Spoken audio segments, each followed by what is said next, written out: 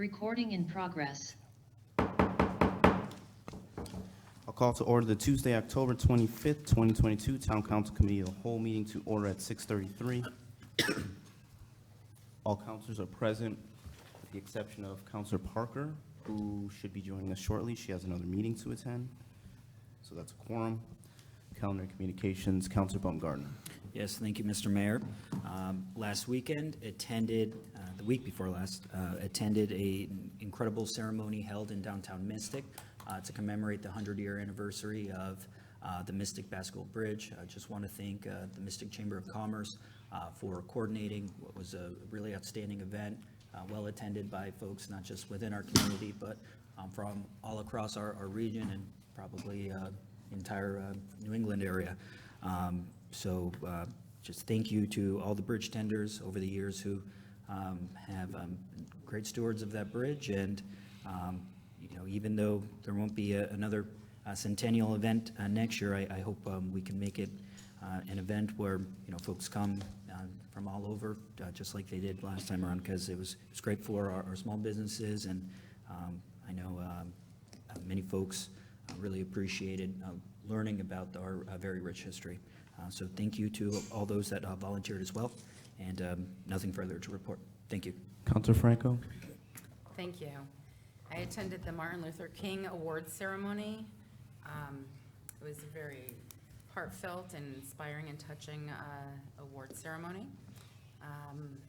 Congratulate all the kids from Fitch that received $25,000 scholarships apiece.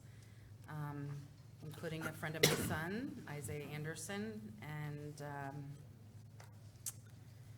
I also watched the Personnel and Appointments meeting. I volunteered at Groton Little League for their trunk or treat and movie night, which was a great success.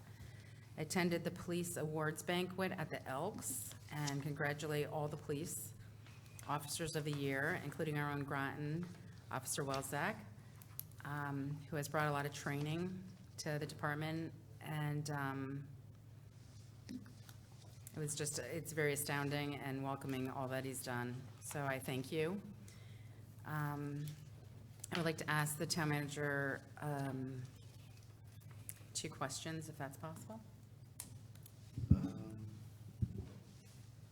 Sure. I heard there was an incident at Brantford Manor related from a town councilor and ledge light, and do you have anything to report on that? No, I don't have anything to report on that. Did you hear of an incident? I did, but I'm not going to discuss it on camera. And also, do you know when the referral that I had made for a rules refresher will be coming to the committee? I don't, but I'll check with our attorney on some of that, on their availability. I'll get back to you. I appreciate it, thank you. And that's all I have to report, thank you. Councilor Jones. Thank you, Mr. Mayor. It's been quite a busy 2 weeks.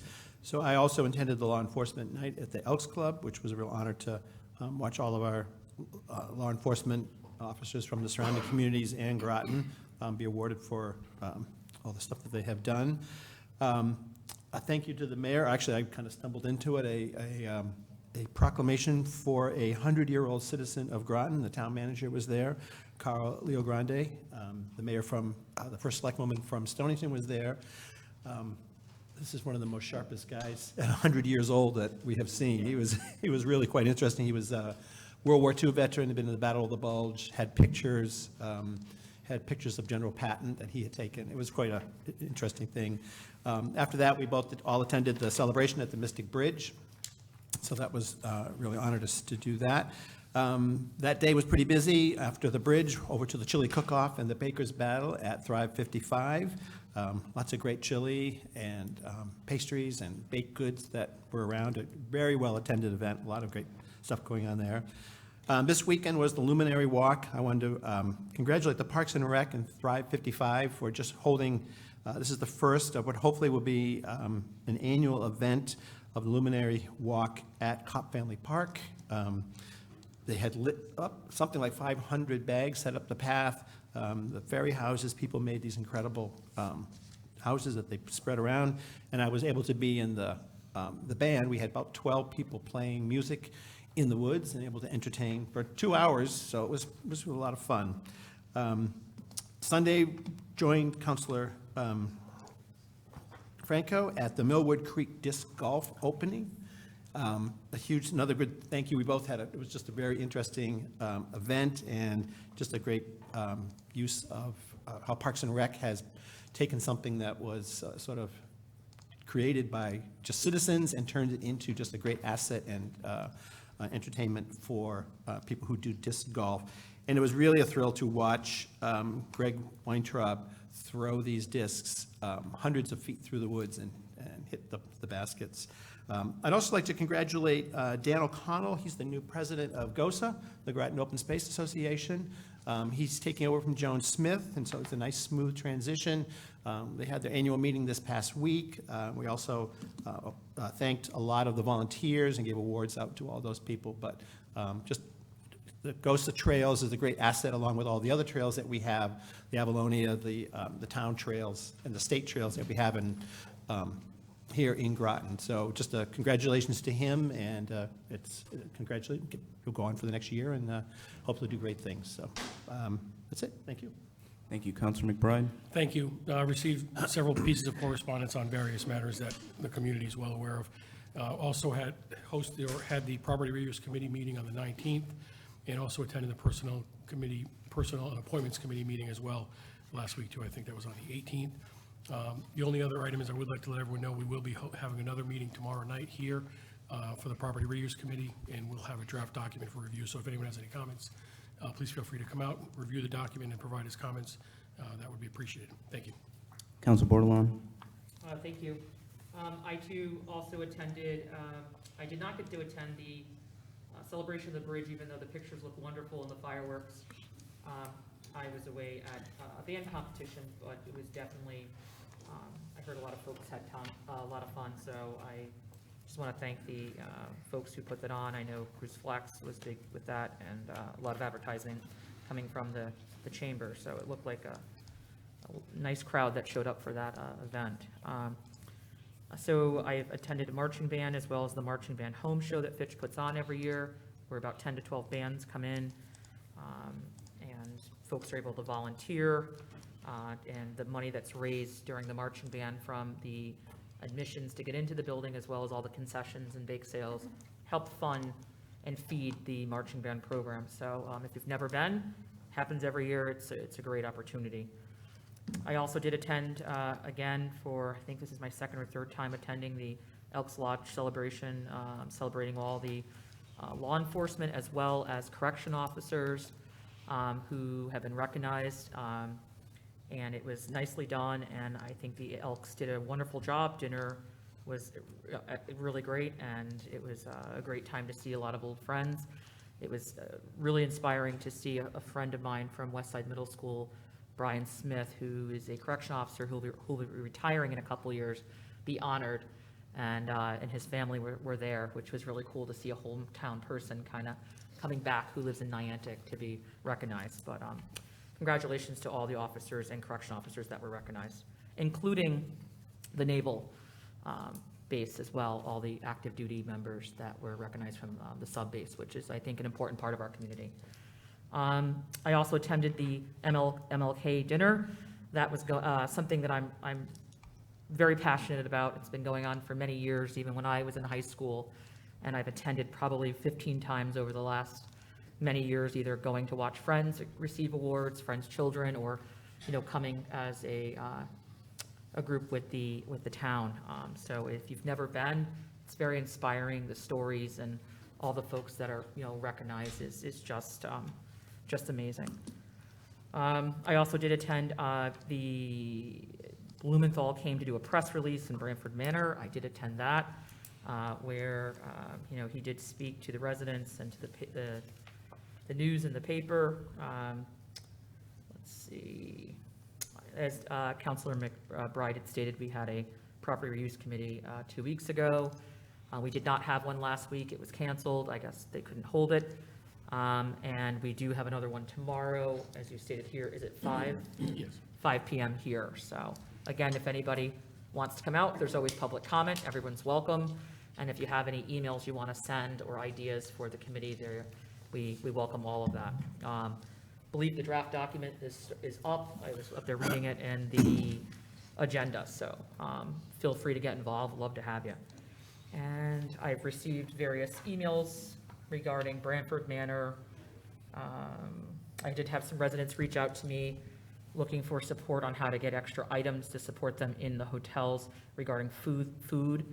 I did have a resident reach out to me who had to leave their apartment abruptly when she worked a 12-hour shift, came home, and basically didn't have time, forgot a bunch of items, and I was able to connect her with Pawcatuck neighborhood community and brought her out there and connected her with, they had a program there that she could sign up for extra food, and they had a used clothing store where she was able to grab some items that she had missed. So just kind of connecting with resources, and then she was going to spread it with other people that are also lacking or couldn't get to items that have been damaged in their apartments. Let's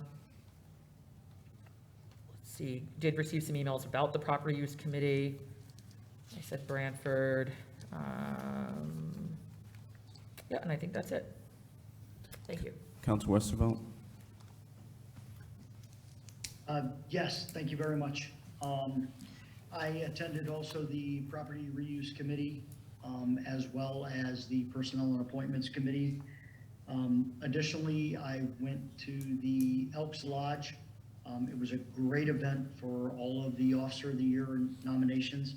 Officer Welzek, he's a friend of mine, and I'm very happy to see that he was awarded the Groton Officer of the Year award. He's well deserving. He's a humble man. He works very hard, and I'm very proud to say that I know him, and very proud that he was able to get that award.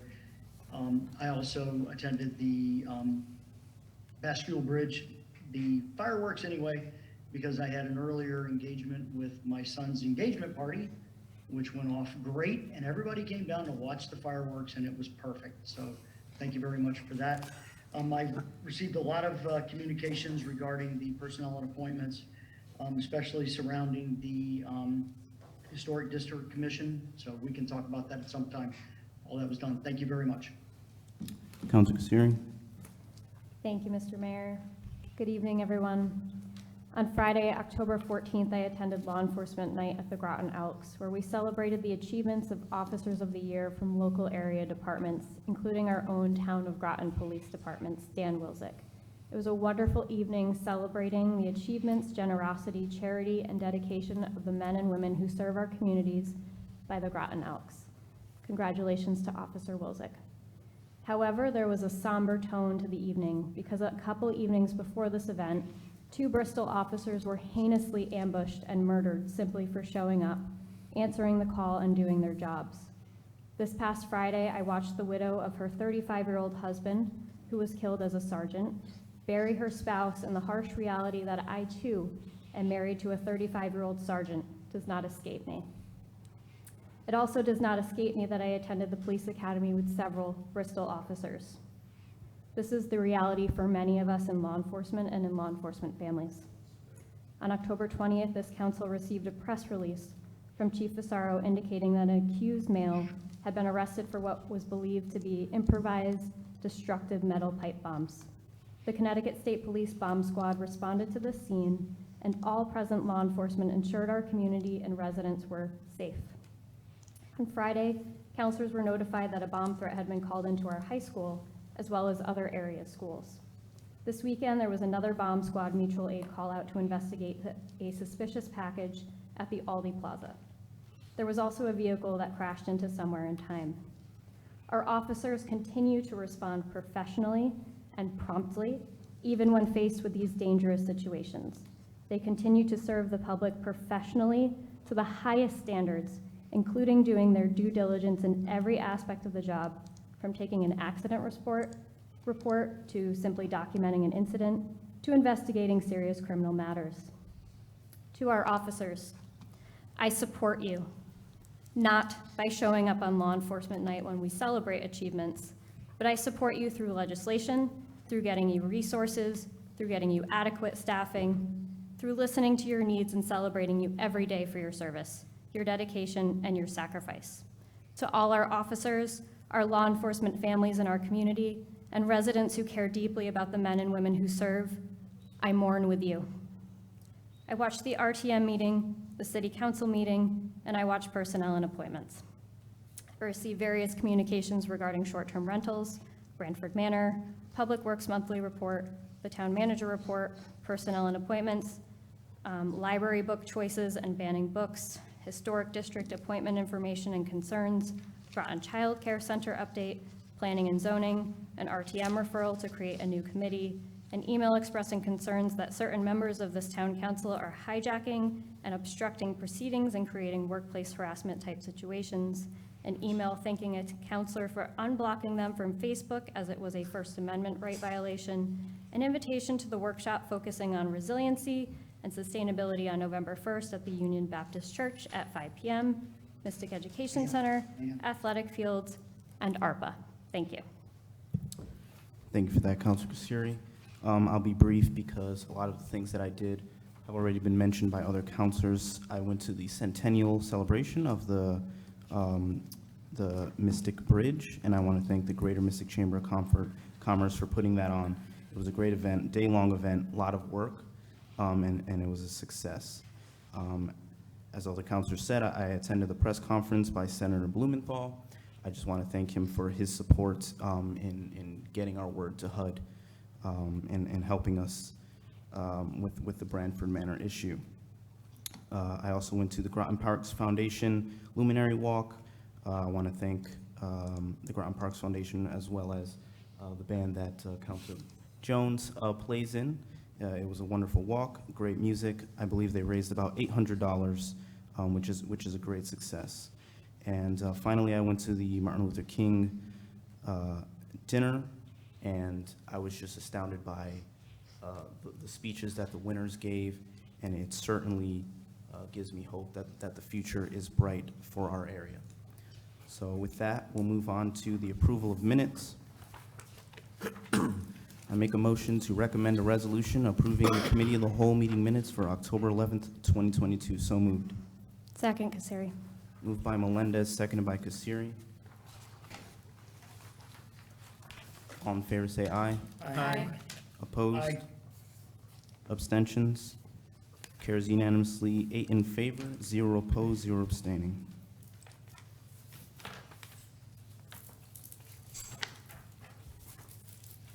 On to new business.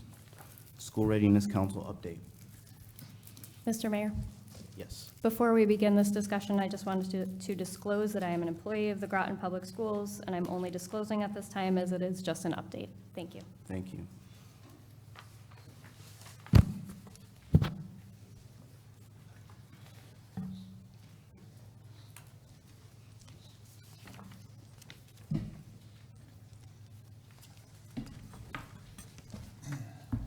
Welcome. We have Linda Allen from the School Readiness Council, and to give an update. Okay, I was You going want to introduce Linda myself. I'm Kevin Trejo. I'm a co-chair and the appointed chair for school readiness. Linda Allen is the liaison for the School Readiness Council.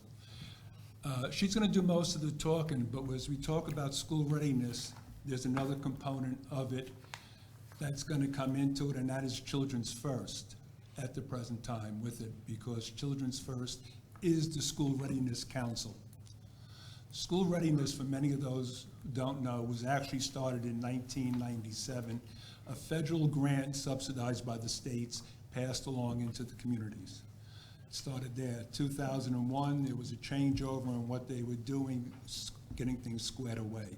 And that's basically the way we're running things now. Groton Public Schools was the School Readiness Council up to 2011. The superintendent back then, along with Grouston and the Department of Education, agreed to give it to Children's First Groton. We have been guiding school readiness since that time. I'll give it to you now, and then we'll answer any questions later. Hi, thank you for having us this evening. Just wanted to give you a little overview. I actually work at Learn. I work as an early childhood education coordinator, and as part of my role in that position is to act as liaison, which I do in Groton, and I've been doing the liaison work since 2017. So Kevin has a lot more history than I do in comparison. So as he said, it is a state-funded grant. It's overseen by the Office of Early Childhood. Groton is considered what they call a competitive district, and that is, some towns are priority, some are competitive, and that's based on the state median income. It's how they determine that. It was started with the goal of trying to offer support and financial help to families who, to give them better access to high-quality preschool programs and childcare for their preschoolers. In order to be eligible, a program to be eligible, they have to be licensed unless they're part of a school district. They have to maintain national accreditation, which is a process they have to go through every 5 years, along with turning in annual reports. And they also have to comply with the requirements and meet the quality component. So in my role as liaison, I do that through program monitoring, both on-site, I do desk audits, I do classroom monitoring, and then I also work on keeping the council informed of what's going on in the classrooms and in the programs. Oftentimes I have the directors share one of the quality components or talk about their compliance with the requirements. And then I also make sure that I keep the council apprised of any information or guidance that comes or directives that come from the Office of Early Childhood. The council is comprised of, as Kevin said, a mayor's designee. There's also a superintendent's designee, along with the McKinney-Vento liaison. There are members of the community, there are parents, there are business owners. They just recently changed the makeup of the council, and we've recently added on a representative from a job force, which is the American Job Center, the TVCCA program. So there's someone who attends to meet that requirement. Right now, there are 2 programs in Groton that receive funding. It is the Riverfront Children's Center, and then a Child and Family Center, which is the, I have to look at it. I think it's the Groton Mystic Early Childhood Development Center. We lovingly call it ECDC because it's not as much of a mouthful. The ECDC has 32 full-day, full-year slots, and Riverfront has 21 full-day, full-year slots and 5 school-day, school-year slots. So the distinction about that is the amount of money that they receive per slot. So for a full-day, full-year slot, which is up to 10 hours a day, 48 weeks a year, the reimbursement rate is $8,924. And then for the school day, school year, which is 180 days at up to 6 hours a day, is $6,000 a year. And then there's a sliding fee for families if they, to determine what they would contribute on top of that. And then if some families are eligible, they can also apply for Care for Kids to help them with their tuition. The slot utilization is done on a monthly basis. So if they have a total allocation, but if a slot is not filled for that particular month, then they don't receive that bit of funding. Every other year, there's an RFP process. Last year was what we call our big RFP, which has a lot of steps and processes in order to get that through. This year coming up is what we call the little grant year, and there will be a grant application, but it won't have, it just won't have all the steps to go through. And as Kevin mentioned, there's Children First Groton, which is sort of the overarching part of the School Readiness Council. And there are lots of initiatives and projects that happen through a very large, what I feel is large, because I think there are about 60, overall 60 members that volunteer and give a lot of their time to doing a lot of different things. So such as the Groton Go passes, which is something that goes out in April and it goes all through August.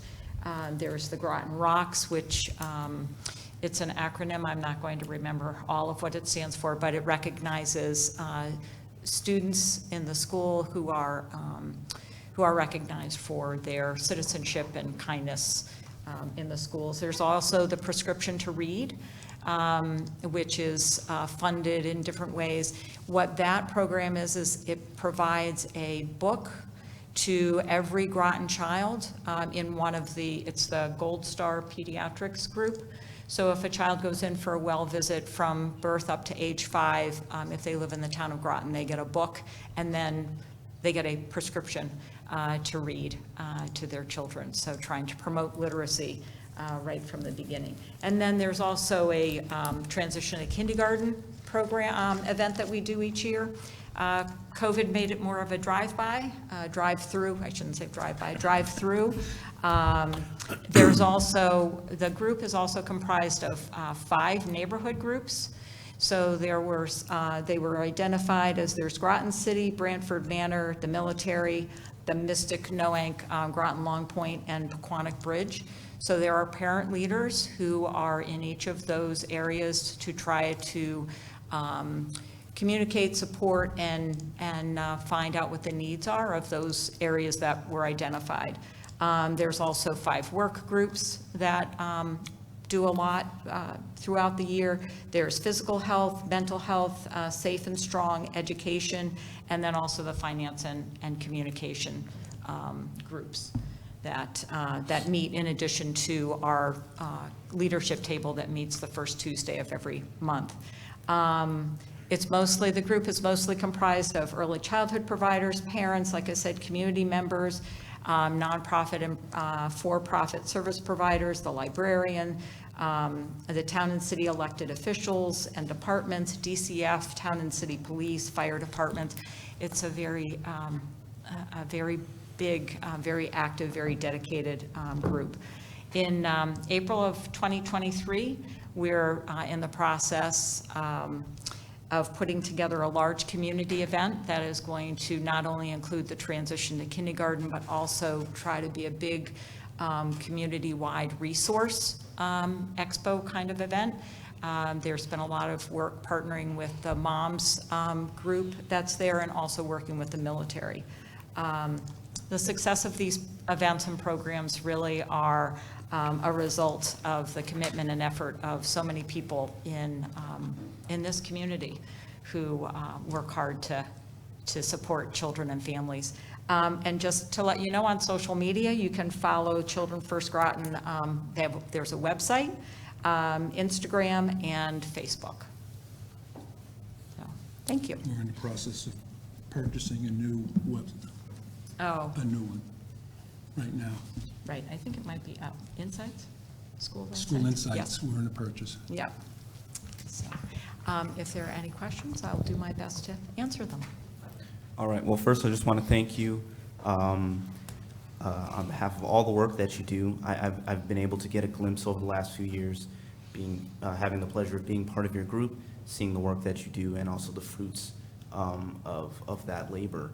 So I want to thank you for that. And I know you guys have been very successful in winning grants over the last few years. And to that, the last couple of years, there were, I believe, $30-something thousand grants that you were able to win. Is that ended, or is there going to be another follow-up year? I'm so glad you brought that up, because that's the one line I forgot in Okay. what I had here. Yeah, so there is in addition to the school readiness grant, the Children First Groton applies for a lot of local grants to help fund a lot of these initiatives. There's also what we call the LECC grant, which is the Local Early Childhood Collaborative. That is due to end the end of December. There is a little bit of a rumor that there might be some more money that will come after that, but nothing official has come. But, and then there's also the Quality Enhancement Grant, which is separate but a part of the school readiness. I will tell you that LECC grant, we've applied for twice, we meaning the Children First Groton School Readiness Council. And part of the success of getting that grant has been that when it finally came out, the group that I support as a liaison, where they were poised and ready, they had a whole list of initiatives and what they wanted to do to be in, for the like I said, for the families in the community. So if there's money that becomes available, I rest assured that I'll be filling out the application on behalf of the council to get whatever we can to come in and support. Let me let this the community. council know one thing regarding monies, despite what they are. The LECC that you did bring up was a $35,000 grant. We got an extension to go to the end of this year of $22,000 more. It has to be spent or it goes back, of course. Whoever holds on to that money is Groton Public Schools becomes the fiduciary of that. Groton Public Schools is fiduciary of the school readiness monies. Child and Family Agency holds on to the monies for CFG, which we get on grants from maybe the banks and different places to run Groton Rocks, prescription to read, and anything that comes in. The only extra monies that we get outside of grants is be basically from any donation that somebody wanted to give. The city of Groton and the town of Groton over the past 3 years have given money to us, and that covers a lot of things on the grants. That doesn't cover administrative cost and means. When COVID was here and a lot of these programs in schools was closed, community meals was a big thing. Children's First itself fed approximately 13,000 meals out to the community here over the past 2 years. And that's that's almost all the monies that they received went out to feeding the community. So we don't waste anything. Thank you for that. Yes, I just would like to remind counselors, in our budget season, they come outside agencies, and it's a very small ask, but they do a lot of work with that money. Do any other counselors have questions? Counselor Bordelon? I guess I don't have more of a question, is just, want to thank you for your efforts and all that you do. I know that overwhelmingly during COVID, one of the most underserved areas and concerned areas in the community everywhere was access to good childcare. You spoke about, the riverfront, as well as we're seeing huge delays, not just in our state, but in children who did not get that proper exposure early on, and the children that were in school that are behind now. And so readiness is the most important word here, and it's so important that these programs are funded. I'm familiar with LEARN. I've worked at LEARN before many years ago. I know Bridget Gordon-Hickey quite well, and done a lot with the Marine Science Magnet School in the past. So I've seen the work hands-on inside the buildings, and as you stated, you come from LEARN. So I just want to thank you for all your efforts. And these programs, I've seen some of the services where they've done programs for school readiness, where they divide the classroom with what they call typical peers and children that are performing on grade level, to kind of have that mirror image and in a combined classroom to help bring everybody up to level. And it's just so important. And in the midst of COVID now, more than ever, people were afraid to send kids to school that were young. Folks were nervous because of childcare and school readiness is like top priority for moms, and to get our workforce back. So I appreciate all your efforts, and I know the great work that LEARN has done. And so I just wanted to thank you for everything. Well, thank you. Thank you. But some of those programs you mentioned, like the ones in school, that's different than what the school readiness is when it deals with young children of 4 years old. Like with CFG, going back, the whole mission of CFG was 0 to 8, to have children ready and prepared for when they enter school. giving them an equal field. Not saying everybody is going to be above somebody else, but at least putting them on an equal level for where they can be learners on that. Yeah, I was speaking to just her experience with Learn and what she's done and her assets and her background and knowledge in facilitating and helping with this program and what Learn brings to the table as a valuable asset in our community, as well as making sure that, we have someone overseeing this program, and you're one of our liaisons for that. So I know the value that you bring, and it's really Thank you. important and appreciated. Thank you. Thank you. I would ask the mayor or the council, or I guess to speak with the superintendent, since a lot of the reports in the news have come out of schools dropping 8 points and everything else, I've heard rumor that Groton has done very well, considering the COVID time. I would like to find out, even if you could find out for us, where our students are in Groton on testing, if possible. I've heard we've done no state level, but I don't know. That was just hearsay at the time. If I may respond, I believe those scores are up online already, and I think there was a big report recently that the state of Connecticut, everywhere took a hit. We've done pretty good considering, what happened, but every school is trying to bring everyone back up. Yeah, so. but I've read those scores going back for years on how it comes out, evaluating scores, and it's how you juggle the scores once in a while. If you have 40 in the classroom and less, it doesn't count, or it does count, special needs. So, I mean, that's where I wanted to get the point of the numbers and how they evaluate in a classroom, because if you have less than 40 and there's only 2 of a special need or a minority, they don't count that score. Okay, thank you. Counselor Jones? Thank you, Mr. Mayor, and thank you for all of the work. Can you just tell me how many kids are in this program, all of the programs? You have different ones that you cover. Oh, so the 2 programs, that's a good. 58. Well, yes, overall for school readiness slots, but do you mean how many? Yeah, how many kids are in the school readiness? Oh, that okay, you- so that we you- have a total of 58 slots. But those programs have infant toddler classrooms in addition as well. And I do not know off the top of my head how many they have overall in their whole program. Do you have a waiting list for more? Is there a greater need, or are you pretty much covering There's- the need? Well, I'll answer your question with this.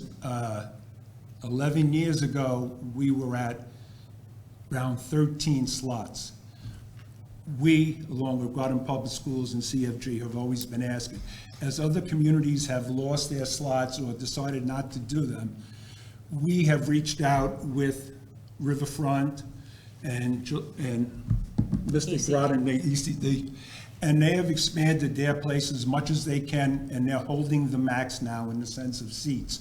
So we've gone from the average 11 to 13 back in the early 2000s up to 2010, and we're up at 58 right now. And for us, that's wonderful, because it took us years just to get above 13. So you're impacting a whole lot more kids' lives and improving Yes. everything. Yeah. Is this program similar to Head Start? I'm not, now that I see it as a budget thing, I'm not that. So, in a way, yes, in that there is an eligibility requirement. It's just not as stringent as Head Start.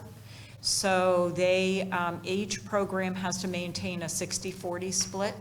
So 60%, so if you have, like ECDC has 32, out of those, 60% of those have to fall below the state median income, and they can have 40% can be in the middle or up. So is our program more community-based, where Head Start's maybe more federally based? Head Start is a federal, yes, and so their income guidelines are they have caps on family sizes.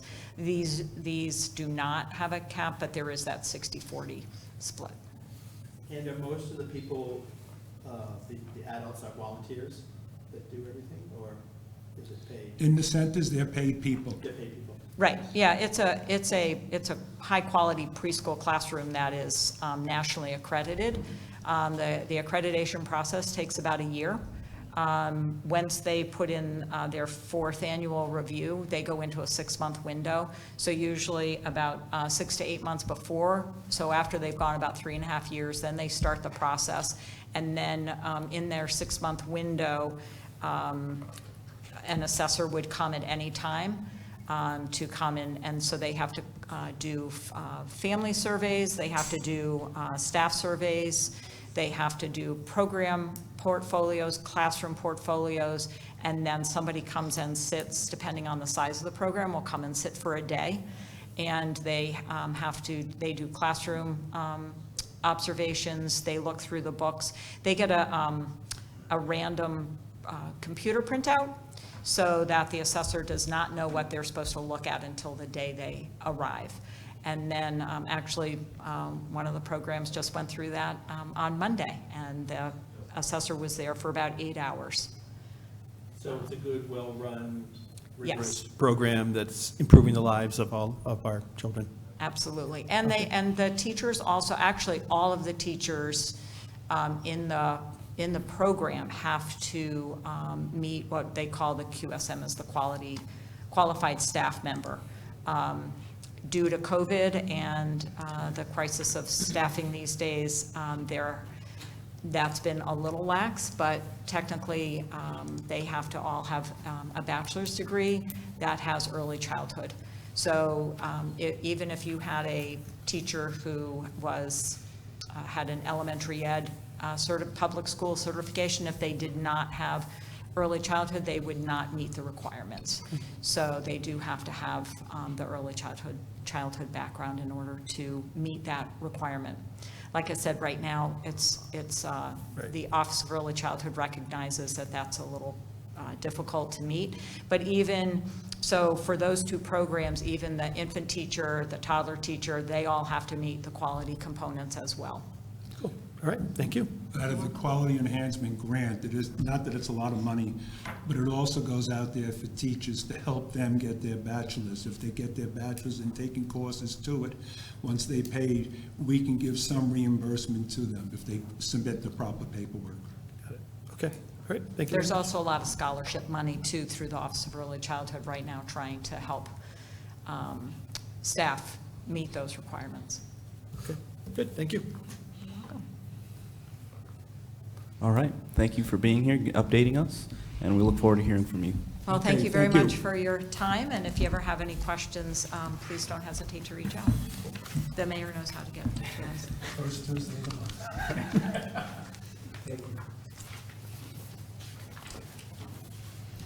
On to Claude Chester's school property reuse.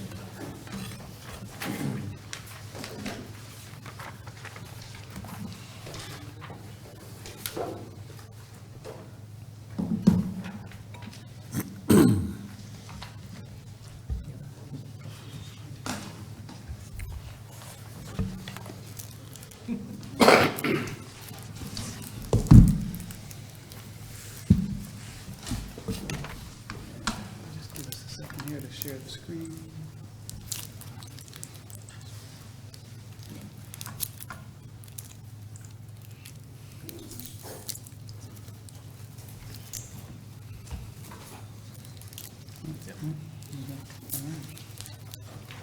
I'll let you do that.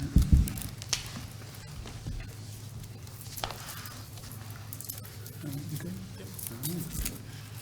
Thank you, everybody, for having us here tonight. John Reiner, Director of Planning and Development Services, Mark Berry, Director of Parks and Rec, and Chad Frost from Kenton Frost. So a quick overview. A number of months back, I think it was actually back late winter, Mark and others had come to talk to the town council about Parks and Rec and their look at a number of fields across town. And a big piece of that was what the future use of Claude Chester and that site could do. And from that conversation, Mark and myself had a discussion with Chad Frost about how they could help us look at a visioning process for that property. We entered into contract with Kenton Frost to conduct a public visioning workshop, public outreach, which included online surveys, our Greater Groton website, And all of that, we were hoping to lead towards the development of not only getting public comment, but then taking that comment and coming up with some type of a master plan for the site and some concepts that we could bring to the council before the bigger picture process looking at fields really moved forward. I don't know, Mark, if there was more you wanted to kind of add to the background before we take too much of Chad's thunder and hand it over to him.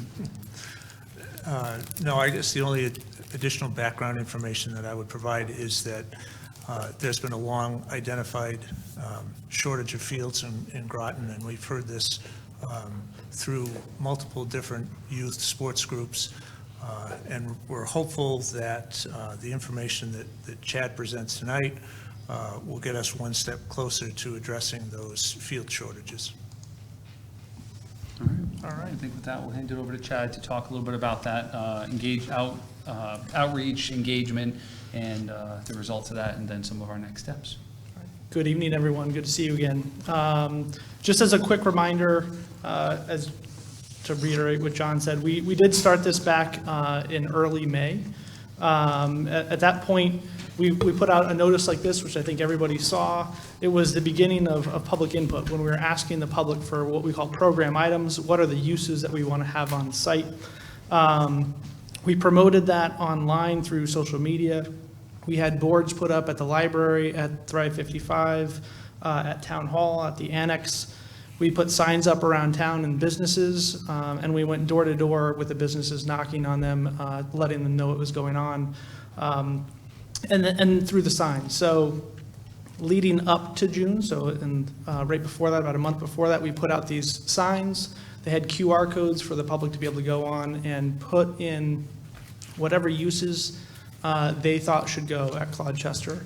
And we expanded the area, if you remember when we were here talking about that in early spring, I guess, late winter, early spring. Initially, we were talking Claude Chester, and then we talked about expanding it to the greater area, kind of looking at all the land from Sutton Park to Town Hall, all the town land, as well as a couple of parcels that were up for sale at that point. We got great response through that online polling, and came up with quite a few of different suggested program items. Then on June 6th, we had our in-person public visioning session. At that point, we had about 50 people in attendance, about 40 of which participated in the activities that we had that night. And that's actually a pretty good turnout for towns of this size when we do events like that. And I'll just note that we did have childcare provided that night as well as food to try to make it as easy as possible for people to be able to come and attend. And I know several of you were there that night, which was great to see. And we went through those 3 different activities, which I'll summarize in a second. Afterwards, we then went back to the online program, and we put all of the same activities that we had done in person online, and they were up on the Greater Groton website for a month. We got great participation through the Greater Groton website. In total, we had 773 visits to the site. We had 124 new people that had never registered to participate in Greater Groton participate because of this. And when you go through the numbers, they have engaged visitors. We ended up with 166 people that engaged with the survey tools and gave feedback through that process. And then it comes up with a thing that they call visitors aware, right? So how many people that went and got information, downloaded it, took it, and basically became aware of the project and learned something about it in addition to just engaging. So the Greater Groton website, I think, did a phenomenal job at increasing the outreach and allowing more people to be able to participate over that next month. So now, we've kind of gone through all that data and culled it together to hopefully give us some feedback. And I'll just remind you, the three things we did were the kind of the needs and wants, right? Where we had those boards up and people could go around and put stickers on, you know, I must have this, I would like this, I don't want this. We did the budgeting workshop where we kind of assigned values to everything and people got to do a shopping list with a certain amount of money they could spend. And that tells us how people rank things. And then we also looked at the municipal projects funding questionnaire, right? What was the appetite for people to spend their tax dollars on a project like this? And we had a range from anywhere from $0, because it wasn't important to them, up to $20 million. And we said what that could mean in a tax impact, right? So that for a single year increase, that could be an average of about $1,100 if you were to do it all in one shot. Or if you spread it over 20 years, that'd be $70 a year for the average household in Groton. And we got some great responses for all of that. So the following data, which I think you all have in your packet, this is the summary page. This is probably what you care about the most. The rest is all kind of the backup information. So we went through all those different program items, how they were all tallied. We ranked and went through everything. And what we did was come up with what we called high priority program items, the things that were ranked the highest by the public, both online and in person, the mid-priority program items, and then the low priority items. And I'll come back to these in a minute, but I'll just run through the data quickly. This is going to be a little hard to see on the screen because there's a lot. But this is the data from the ranked by the must-haves. So in that priority, in this type of scenario. And the column on the left is ranked by the must-haves. The column on the right is the exact same data, but ranked by what we call the must-haves and the would-likes, right? So you can see in the color codes, that top line on both is the school building removal. There's 32 votes for it that it must be removed, and then there's 2 votes for that it would be great to be removed. And we tally it in both ways because sometimes it's not just, we don't want to get just the extreme of we really want this, right? So everything on the left is a must-have, and then on the right is the must-have and the would-like. We add those together because it does change the rankings a little bit. And we want to look at that and then assess it and kind of evaluate it. What I would point out as we go through that is kind of the top there was the removal of the school, public restrooms, athletic fields, pedestrian connectivity, streetscape improvements, native plantings, community pool, both major and minor, was very highly ranked, and then bicycle facilities, pavilion and shade structure. And then we're down into the lower rank, the event space, public art, playground, town green, outdoor classroom, and town office uses. I can flip through a lot of these, but what I can tell you is what we found is that the rankings stayed pretty similar. There was, one might jump up by one and down by another, but if you look at the top, say third, it's kind of the same thing in every one. If you look at the bottom handful, it kind of was always public art, outdoor classroom, town office use, right? So they might have varied a little bit depending on if it was in person or if it was online, depending on how we ranked it, if it was just by the must-haves or if it was by the must-haves and the would-likes. So the second page of data is the online. The first one was the in-person, the second page is the online, and the third one, the purples and teals and pinks, that's when we combine all that data, both the online and the in-person together and tally it all together. And again, the sorting kind of happened equally across all of them. You kind of had the same thing at the top, same thing in the middle, same thing at the bottom, although they might have moved up or down slightly. So that was a very interesting thing to look at. The one thing I will point out, so we let the public pick the program items, right? We didn't really suggest a whole lot. I didn't edit out many. I think there was only one program item that I edited out, and that was relocating the Coast Guard Museum to the site, because I just figured that's not a real possibility. But everything else the public suggested, we put in there. The one that I didn't expect but should have was the pool, both community, major, and minor. And I said I didn't expect it just because it's kind of, I wasn't thinking about it. It came out, it was very highly ranked everywhere. And honestly, when we talked about it afterwards, it reiterates everything we've heard for the last 20 years from the public. The public has wanted a pool for a long time, and it comes up in every master plan, it comes up in every survey. I wasn't thinking about it, but it came up pretty high again. I'll skip through kind of our top 5 because that, again, same things, it just depends on, they got slightly re-ranked a little bit depending on which group, but basically the same things, same items. When we go to the public support for project size, this was interesting because in the public meeting when we were in person, you're always a little nervous. How much appetite does the public have for additional taxes for a project like this? And the question really came up as to why stop at 20 million? You know, can we put two $20 million projects in? Because when they looked at how much impact it was from a tax perspective, it wasn't, at least for the people, some of the people that were there, it wasn't that significant. So they're willing to go for that 20 million. So this is the in-person meeting results. You can see that about a quarter of the people there said zero. They don't want it, this is not an important project to them. But interestingly enough, 34% of the people there said that they wanted to have a $20 million project or more, right? And so when you look at this, again, I would say easily over 50% are at that $15 to $20 million price tag that they're willing to spend. That was from the in-person results.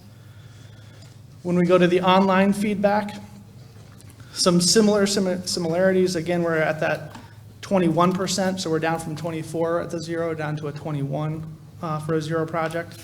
And then there was 18% for 5 million, a large percentage, the 30% at 10 million, 15% at 15 million, and 15% at 20 million. So again, significantly more than half the public was receptive to a $10 million or more size project if it got the recreational needs that they wanted. And then the final, when we tally those together, that's the in-person, we went backwards one. That's the combined in-person and online results that you can see what the public was willing to suspend. Next, as we go, this was the last one, the priority ranking when we did the budgeting tool. I can go through all the numbers, but we ranked them both on dollars spent because everybody got to choose how many dollars went, and on some level that's a priority ranking. And then we also ranked them by how many people voted just by picking that one. And we have a math formula to even those two out and provide a consistent between the two. And that's what this image looks like. So again, if you look at the total aggregate of what the high priority items, athletic fields was one, community pool major, removing the building, public restrooms, pavilion, stage structure, pedestrian connectivity, native plantings, playgrounds, streetscapes, the pool again. So it's that same group of program items that were picked, and the other ones came through both in the budgeting as well. We also asked about potential economic development opportunities. There was the suggestion of a roller skating rink. Quite a few people did bring that up. Whether we wanted mixed-use development there, and if you'll recall, we offered that you could have some bonus money. If you picked that, you could have more money to spend on more amenities. What we found is that very few people actually selected that. So of any of the program items from an economic development, it wasn't really a high-ranked item. It never got above really a third of the people interested in setting aside some of that land from an economic development perspective, as opposed to just public use. And then the next slides are priority ranked by dollars spent on those program items. Again, reinforces what we've seen. And then this is the combined one. And then there's a whole bunch, everything else is the raw data. So we provided you all the data of what everybody voted, where it went, and how many dollars were spent. But what I'll do is scroll all the way back to the beginning and basically say this is why we ranked them this way. We went through and looked at what are all the commonalities and the high priority items that we feel came out of this is the removal of the building, public restrooms, a community pool with splash pad, athletic fields, streetscape improvements, pavilion, shade structure, bicycle facilities, native plants, pedestrian connectivity. So our recommendation, the next phase of this project, is to go into a conceptual plan where we take all of those program items and we figure out how they can fit on a site, if they can fit, how they fit, and all that. We'd also recommend including the mid-priority items because they're not very big from a spatial perspective. We have a playground, event space, and public art, but they wouldn't be priority items. We wouldn't restructure the program around those things. And then the low priority items, the town green, the outdoor classroom, and town office uses, we'd probably leave off the plans unless you think there's a reason why we should include them. And if we did include them, it would be as a secondary use to a space. So something like the town green, which I know plenty of people came in front of you kind of asking for that about a year or two ago. It just did not receive the public support, in person or online that we expected it to. So I wouldn't recommend building a whole space just for a town green, but if there was a space that could be dual purposed and used as a town green, while it's also being used for one of the other higher ranked priority items, then we can obviously kind of include it in that fashion. So like I mentioned, these are our recommendations. The next steps would be to develop the concept plan based on these recommendations. And I'd love to set a time to come back to you in the next month or two to go over that plan, because we have had a hard time kind of getting some time to be able to come in front of you and be able to continue the process without having to wait to get on your agenda again. So that's my short summary. Happy to take questions. Thank you. So first, I just want to thank you for all the work you've put in. I'm very supportive of what you're doing. I certainly grew up in this town playing on the various baseball fields with little success, and running track with marginally more success, I would say. But my question is the funding. You know, I like that you put the numbers there on what people would support. My question is, what means are you going, do you think, how are we going to get those fundings? Is it going to be like broken up into CIP projects? Is it going to be a referendum for bonding? Is it going to be money from our state representatives? Like, do you guys have an idea of how that could happen? I'll say yes.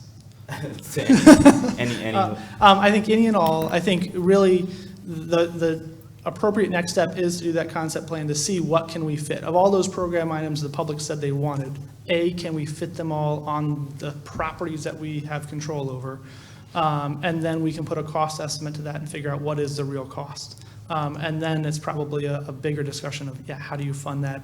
And is it, some of the small projects could be done through CIP, and some of the bigger projects would probably need, bonding or very large grants, would be my guess.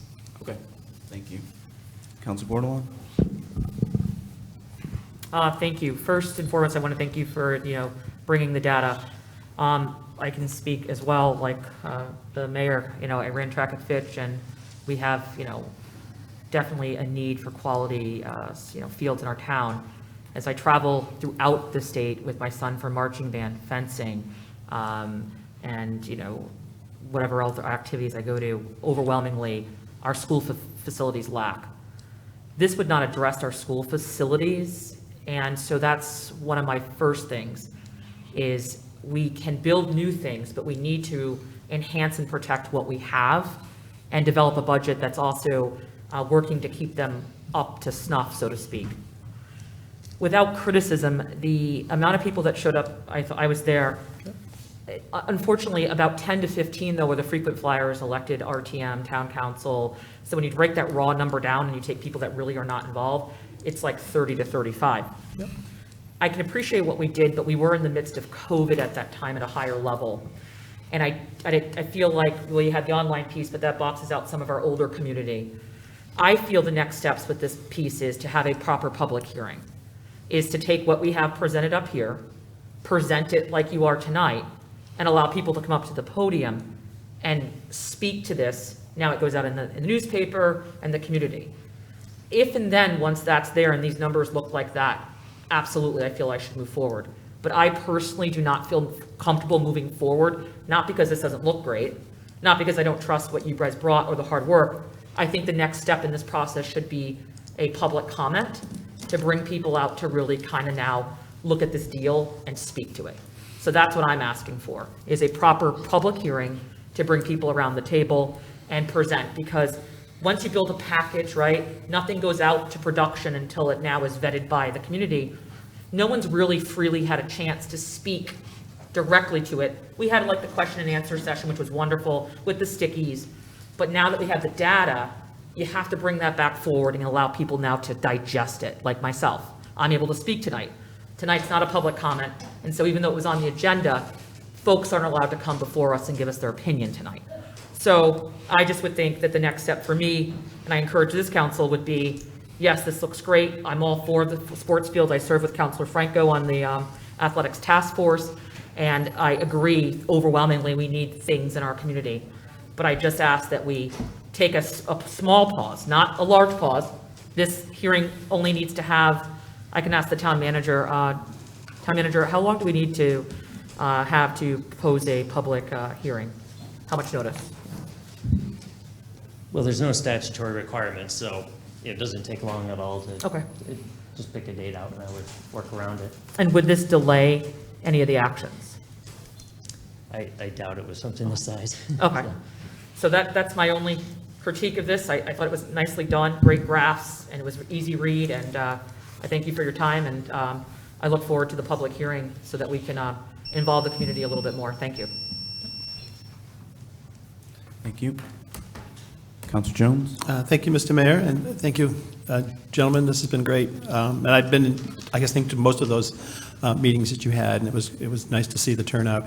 Just a couple questions. I know we've had a lot of comments about Town Green, and I noticed that in each of these sections, we have an event space, we have a pavilion shade structure in Town Green, and I'm wondering, Town Green sometimes means to me be pavilion, or a gazebo where people get to play music, do presentations, all that kind of stuff. It almost seems like these three things could be combined together, and I'm thinking of the Stores Village, I'm sure Chad, you're familiar with. We designed it. You designed it, yeah. So that's a very unique space, multifunctional, covers kind of all of those things. So I'm put the bug in your ear that a combination of those on some portion of this property might be a very interesting thing and a way of solving a lot of those problems. My other question is, when you come back with after the public hearing and stuff, your ideas, are you thinking one idea, or are you thinking several ideas? Here's the big dollar one, the middle dollar one, or how are you thinking of presenting this? That's a great question. Normally, when we present to a town, we normally work through a committee often, and we will normally take that, a committee, maybe two different concepts. The committee would select it down to just one, and we bring the one concept to the public. Normally, because it gets to be very complicated if you bring, this would be a very complicated site plan with a lot of different moving parts. And when you bring something in and it has two different arrangements, it just gets to be very complicated to get a true answer when there's a lot. So a lot of times it's town staff that, vets the initial ideas. We obviously bring in our professional recommendations and experience. And then we would normally come back to you with here's what we think is a preferred recommendation. It's a concept plan. I don't want to stress that. It's not a finished plan. It's not ready for development. It's a spatial organization of how things could lay out. And almost always what's built is going to be modified from what that initial concept is. It's really just the vet does everything fit. I'd also just point out that the public feedback continues through that whole process, right? Like, even though we did all this public input, we find most of the time we don't get really good public participation until we put a plan out there. When there's something that people can see and point to and say, how come this isn't on there, or how come this took up this much space, then we get more public participation. And because there's something tangible to see. So I would recommend that we kind of come back with one preferred concept to the council, and then we can obviously vet it and change it and move it from there. I guess my comment, you gave some budget numbers of 20, 15, 10, and 5 million. I might encourage maybe three concepts. I mean, a high end, a middle, and, a $20 million one, a $12 million one, and a $6 million, something where we can kind of pick and choose, but it's just, you did all the budgeting around those numbers. If you have it in your budget and you're able to do that, it might be nice just to see what's the Cadillac, what's the Buick, and what's the, a lot of times what we do with a master plan is we set up the master plan, and it's the guiding document of how you want to develop that property over the lifetime of that property. Most of the time, we have to face it, right? And so it might be that the master plan is way more than $20 million, or maybe it's way less. I don't know yet. But we then break it up into pieces, and you do what we can afford, in the first couple of years. And so that's a lot of times what we do. Instead of necessarily saying, here's the Cadillac, it's more of, here's where everything could go. And we might hold that space for the future until we can afford to do the rest of it, and still have that the same master plan guiding the development, but you just phase it backwards to get within a budget. Okay. All right. Cool. Thank you. Yep. Counselor Kassiri? Thank you, Mr. Mayor. I just want to thank you all for all of your effort. I thought the in-person session was great. I was there. Staff was readily available to talk to all of the individuals there. Mr. Frost, you were readily available and walking around and interacting with everyone. The activities were super interactive, where we got to sit down and have conversations with residents. I know that I got to talk with some residents that didn't even know that there was an athletic field shortage because they don't have children. And so I was able to, put my own input in that my children play sports and that they just weren't aware of that. So I just want to highlight again that it appears that you did a month-long attempt at outreach. Correct. You put out information on social media, ads, you did door-to-door, you had QR codes with more information, you expanded the topic to make it from Sutton Park to Town Hall. From your expertise, Mr. Frost, how do these numbers look to you? Because you can't really force people to participate in these things, right? Do these numbers look okay to you? Correct. The in-person participation was very good, very comparable to what we see in anything we do across the town or across the state. And the online participation was phenomenal. Rarely do we get numbers that high for our online participation, so I was very pleased with that. And I feel it was a very robust public participation process. Like I said, every community wants to do it different, and this one we want to have quite a bit of input, and I feel like we got quite a bit, and we'll continue to get more as we go through the process. Right, and I just want to commend you for, the outreach that you did. I thought it was great, and also you highlighted that you're going to continue to do public outreach, correct? Correct. Great. Based on your data, it appears that the survey respondents were willing to spend the money on the bigger ticket items. Is that correct? That's what we saw, yeah. Okay, well, that's really interesting. I agree. Thank you. Thanks. Counselor McBride? Thank you. I'd like to also say this is a tremendous document. Appreciate all the work that has gone into it. It's very, very helpful. I just have a couple of questions. The total results was about 192 of results of the, around there? Okay. Yep. And then the online, it looked like 50 people were in attendees. You said the online response was good. What was that? I never caught that number. It was 166. Okay. All right, thank you. And let me look at my notes here. I had a question on page 26 and 27. I couldn't quite understand. There's some financial figures there, and when it says the school building removal is the top line and the cost of 100, then it goes 1 through 7. Are you saying that the school building removal with the total budgeted cost would be $700,000? Is that what that column is? No. Is it the 38 on page No, 27? so those numbers are completely fictitious numbers that we gave in the budget exercise, where we basically said, we gave everybody $1,000 to spend, and we said the removal of the school building would cost $100, right? Okay, so And so these- that's the total of how many people voted, so that would probably be 30 people voted for it, or something, in that case. So they use that as a prioritizing rank for what they felt was valuable. So Correct. Okay, so It's not based on actual value of what that building would take to. Okay, so when the residents did pick and select projects, they weren't aware of the total cost that the projects could be. So the Correct. reason I'm saying that is because a pool is, $25 million sometimes, right? So Correct. they're picking the pool, but they weren't told that that may be a $30 million project. No, we Plus did- operational expenses and, Correct. We did it as a ranking from a budget tool that people could kind of handle easy in person, right? I So we got you, gave them okay. $1,000 to spend, and we gave them more than $1,000 of choices. We did prioritize and rank things based on what's more expensive, right? So the athletic fields were $300 per se, and a playground was $75, right? So it is ranked based on approximate real cost, but it is kind of like monopoly money. understood. Okay, thank you for that. I guess my question is, I think this is great, but I kind of agree with Councilor Bordelon in that I'm wondering if, because I like your idea of the master plan, and I want to get to, can the council or can the town of Groton come up with a master plan at some point? And this looks like a great start to it. But could we do something like Councilor Bordelon mentions to get more public? And I know there's been a lot of public input, but in my world, 192 people is not the town of Groton, so I would like to see more.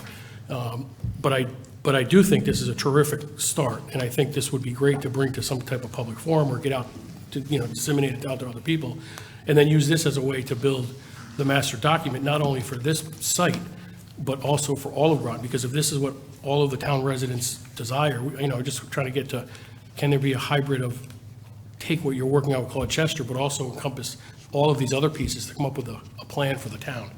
It's more of a question. Sorry about that.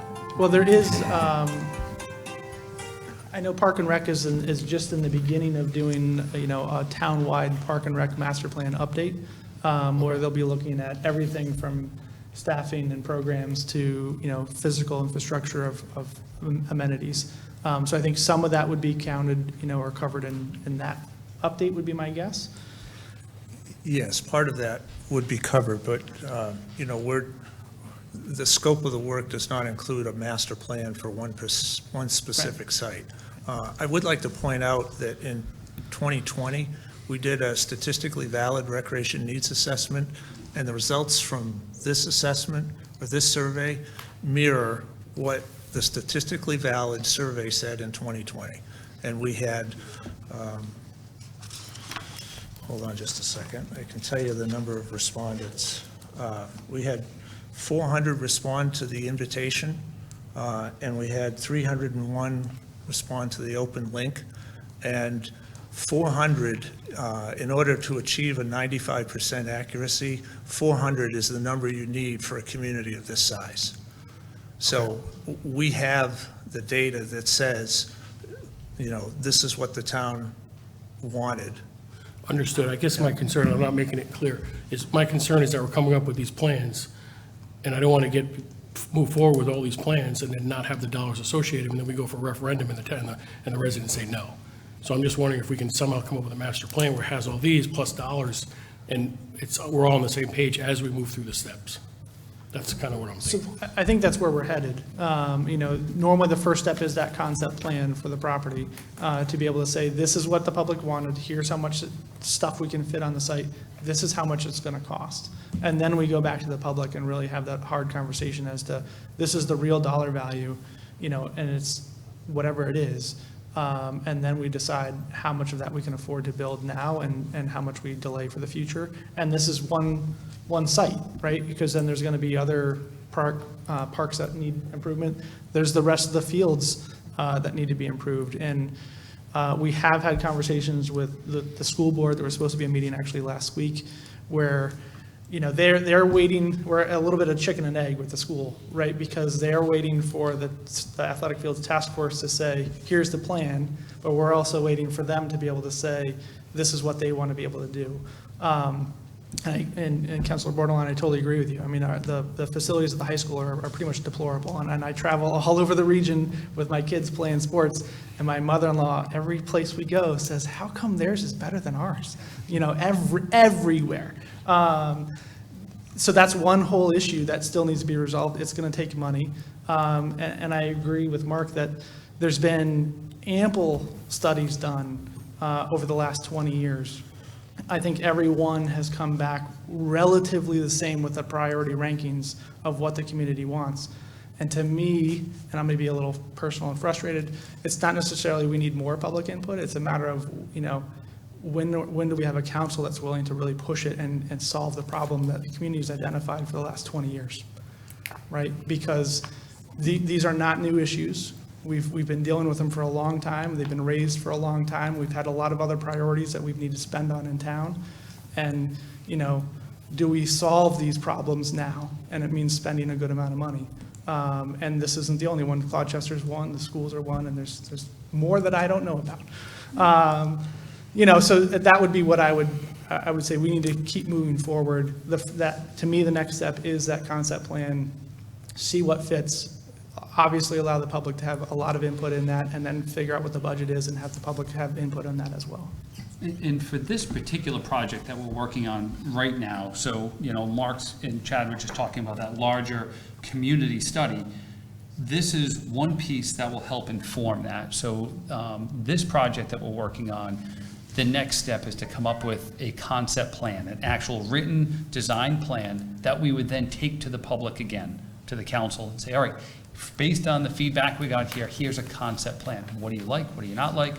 What are we missing? Here's an approximate budget. Okay, then we get feedback on that. Then we would create a master plan for the area as part of this project. So, and that's where, you know, as Chad was saying, this kind of stuff, it's hard to get additional feedback on just the data. Once we put something on paper as a concept plan, not something set in stone, that's usually when we get more people interested and more participation. Again, we're looking to the council for guidance.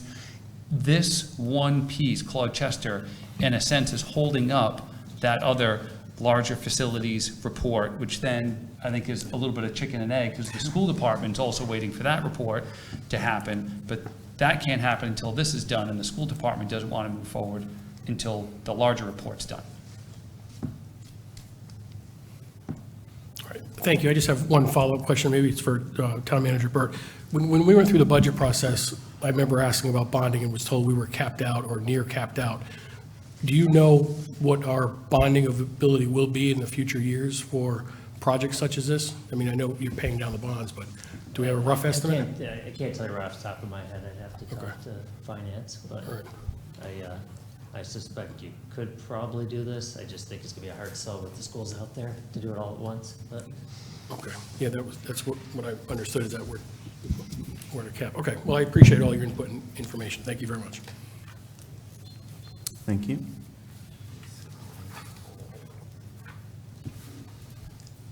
Councilor Franco? Thank you. So, I've heard people saying the Sports Field Task Force hasn't had meetings in a while. What's going on? And I've told them that you're waiting on the council to make a decision because, as you just stated, you're being held up.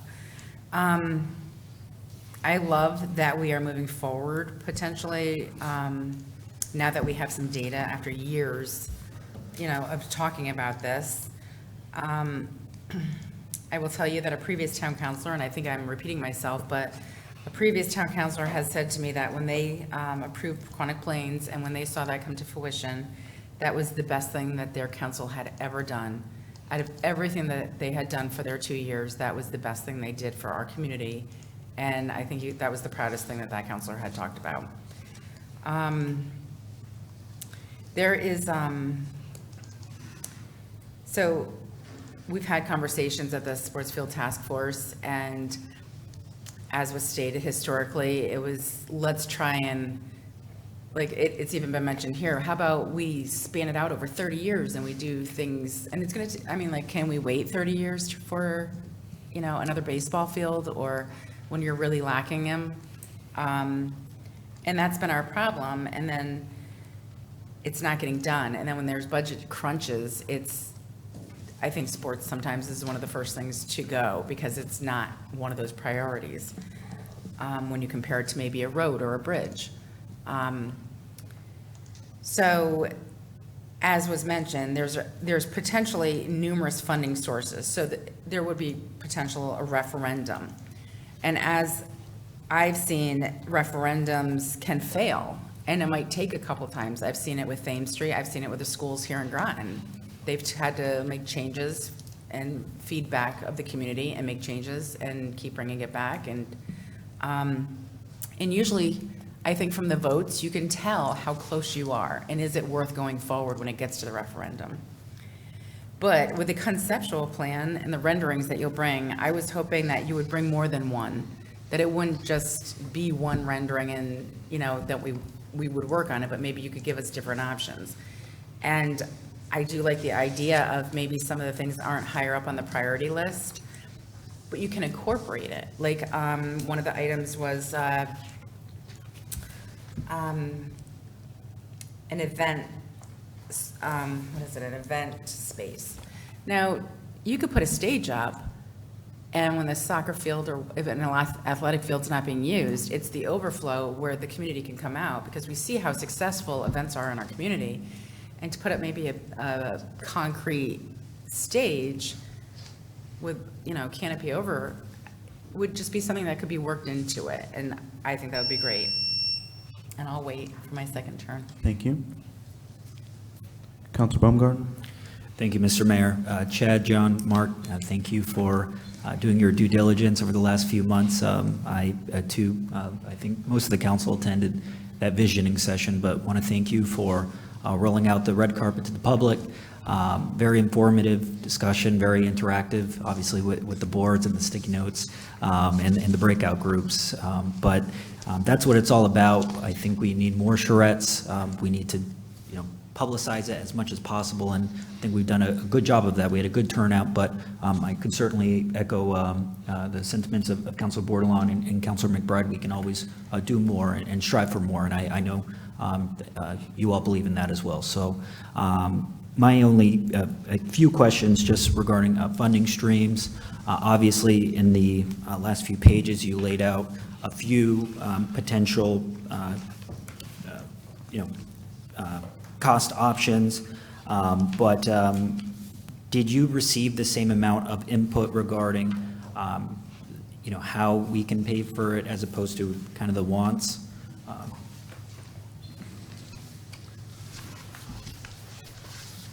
The short answer is probably no. We didn't get, really it was, the question we posed to the public was, if the public, if you, the resident, bear the entire cost of this, and it's going to cost you X numbers, how much are you willing to pay per year, to get what it is, quote unquote, you want? That's all it was. It wasn't, we're not trying to say this project will cost definitely $20 million or $5 million. It was really to take the temperature of the public, this year, and see where that stood. Because we don't do that often. We do that occasionally with municipalities. Most of the time the municipalities has us go through the concept master plan. We come up with the cost. It goes out and it's either yay or nay. In this case, we kind of felt because, there was some tax burdens over the last year and the property value assessment and all those kind of issues, it was worth asking the public to see, if there was even an appetite for that. So, and I was pleasantly surprised that it seemed to be higher than what I would have guessed. Yeah, a lot of times when we look for data like this or, feedback, we're trying to get a snapshot in time. That's really what it is, and to get a pulse of what the public is looking for, knowing that some of that can change. I think it's really important, thinking about the data itself, as Mark was talking about, that statistically valid survey we did back from 2020. The results were very similar to what is still being looked at across the town, and if you look back at older surveys. But as far as, where the money's going to come from or what type of bond, or we didn't get into that level of detail. We were just trying to look for what are people potentially willing to spend.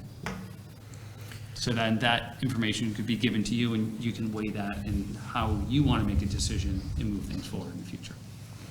Anecdotally, just from my venturing into Pequannock Bridge and, going door to door, I can tell you a community pool is very much needed and wanted. I know you had mentioned maybe a bit of surprise just hearing that. As someone, who grew up taking swimming lessons over at Mystic Education Center, Groton doesn't have that a facility that offers swim lessons to the public through our Parks and Rec. And I know my family and I was appreciative of that service growing up, and I know currently Parks and Rec does have a good working relationship and programming with Yukon Avery Point, but it's not our home. And we ought to have our home. I think the overwhelming majority of folks throughout our town would agree that we do need a place where children can learn how to swim, where seniors can, can swim too.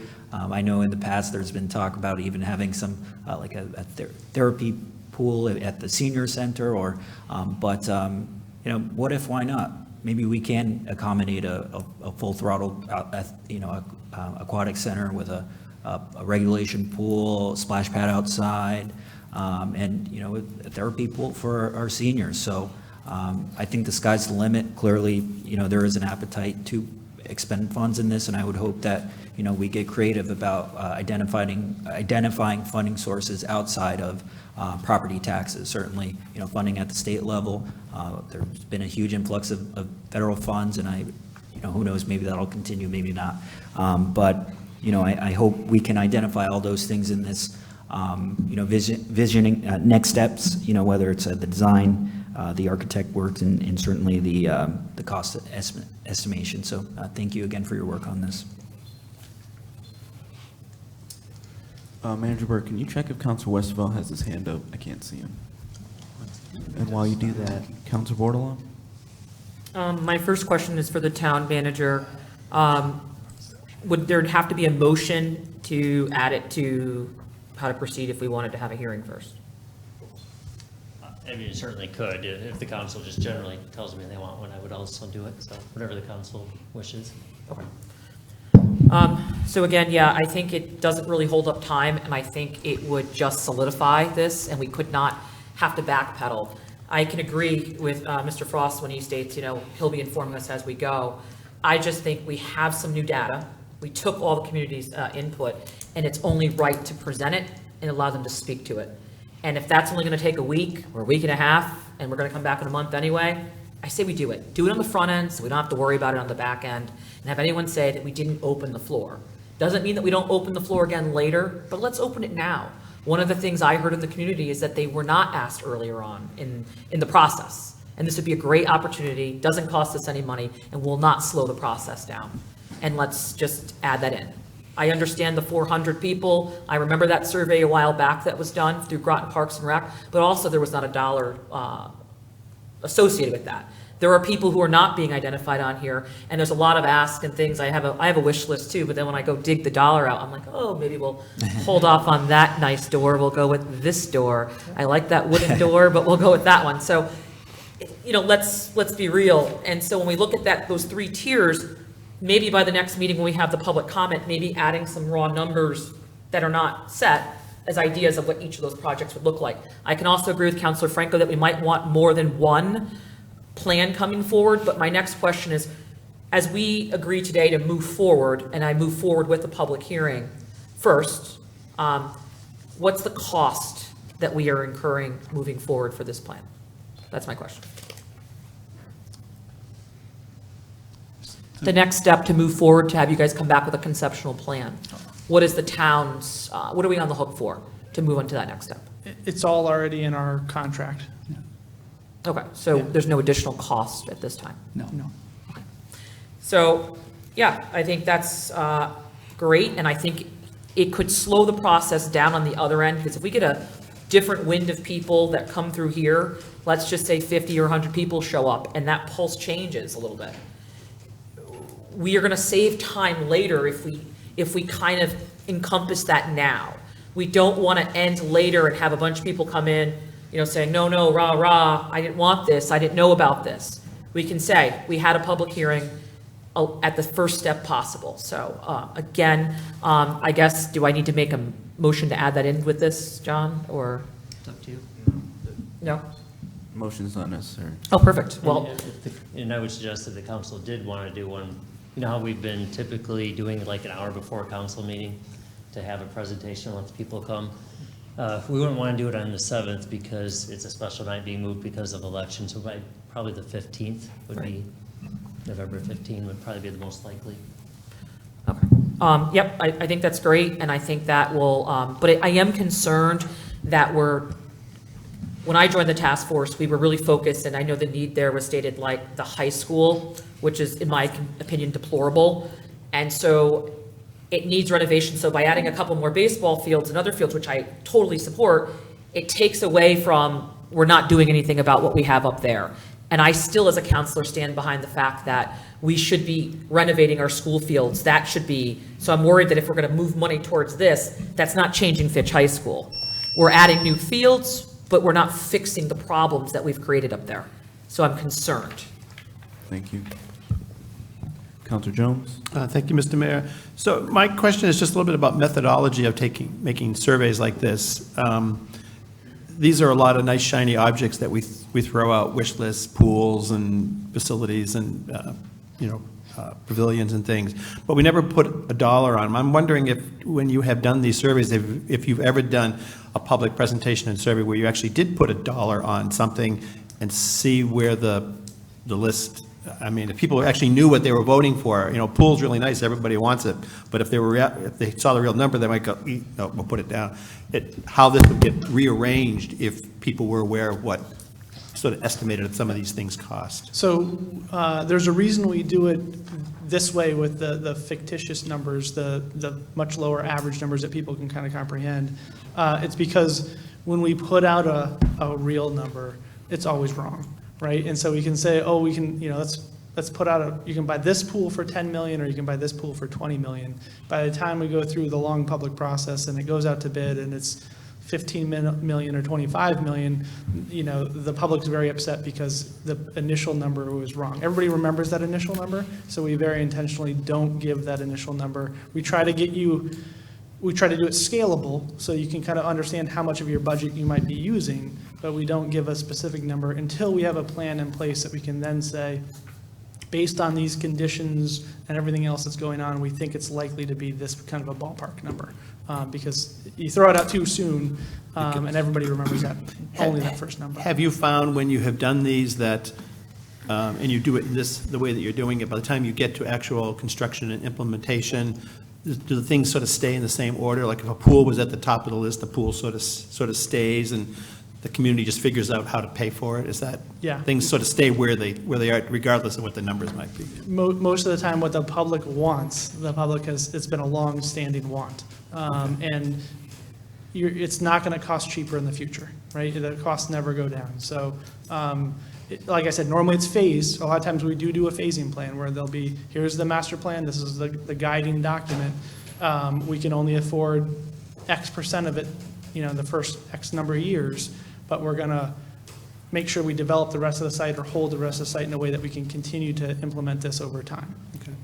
And it is important to go through that process that way, because if we say, all right, well, instead we'll go on the high end of what we think that pool is going to cost, and we say it's $30 million, right off the bat, we might scare everybody away, when in fact, the cost might only be $15 million. So although, to do this process this way, there's multiple concept steps, so that once we come up with that concept or a couple of different concepts, we can get a ballpark on the numbers. And nothing is set in stone. So then at that point, that's the time, okay, first we try to understand what people want and get a general sense of what people are willing to pay out of pocket. All right, now let's take that and put it on a piece of paper, come up with a little bit of a better cost estimate. Okay, then, all right, folks, we're coming back around. Here's what you told us you want. It's on paper. Here's how it's designed. And here's an approximate cost. All right, then people can, Have the sticker shock or whatever. have the sticker shock, or, oh, okay, that's something we can deal with, or maybe that's over a 30-year plan. And just my other comment, just as I said before, I would encourage several different ideas at maybe different price points, just so people can see, what does it, what happens if we went from 20 million to 10 million? What are we giving up and what are we getting? I think I would just encourage, I think it's worth doing just so that we have some options. I think is better than just sort of one. So I would just encourage you to go in that direction if possible. So, okay. Thank you, Councilor Franco.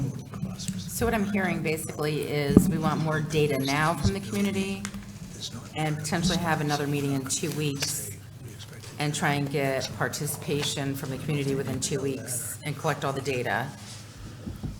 Or we approve this and we go forward with some type of rendering, and that's where we can then have more public input and bring the community back together for, like public gatherings and say, we took what you said, which if I'm correct, Mr. Barry, you said this data is basically the same data that you collected in your last survey. Was it 2020 you said? 2020, that's correct. So the data looks exactly the same. Nothing really has changed drastically. Right, the pool was the #1 rated, athletic fields are way up there also. Community connectivity, which are all things that were identified in this study also. All right, and then, so, and let me get back to the part about the funding part of it. There was mention about bonding and stuff of that nature, and how the community would think of it, or whether we'd be in a position to do so. And I remember the actuaries came to us, and I asked this question specifically with the thought process of, would the Athletic Fields Task Force be able to come with a plan and be able to bond? And basically what I understood was it was going to take a couple of years to make to pay off some things. And we're looking probably in 2 to 3 years, and that might have been a year ago or so. But the question being is, also, if you go to referendum, that could also take years as well. And even you coming up with this plan and the studies and everything and going out to, into the community could take years as well, because it's not going to be a quick, like, hey, you know, it's October, come March, we're going to ask for a referendum. I mean, everything in government here, it just seems to take way longer than anybody ever thinks anyway. I mean, so this could potentially not come to referendum for, I'm serious, like 3 to 4 or 5 years. I mean, just from historical perspective on how long things take. So I don't know why we would have another session just to get more data when the 2 last data surveys we took said the exact same thing. And I would prefer to just have you do renderings and come back and then do more bigger community outreach and, you know, advertise that way, and then really maybe potentially form a different way of getting input from the community than just monopoly money, because it is little, like, it's a little different.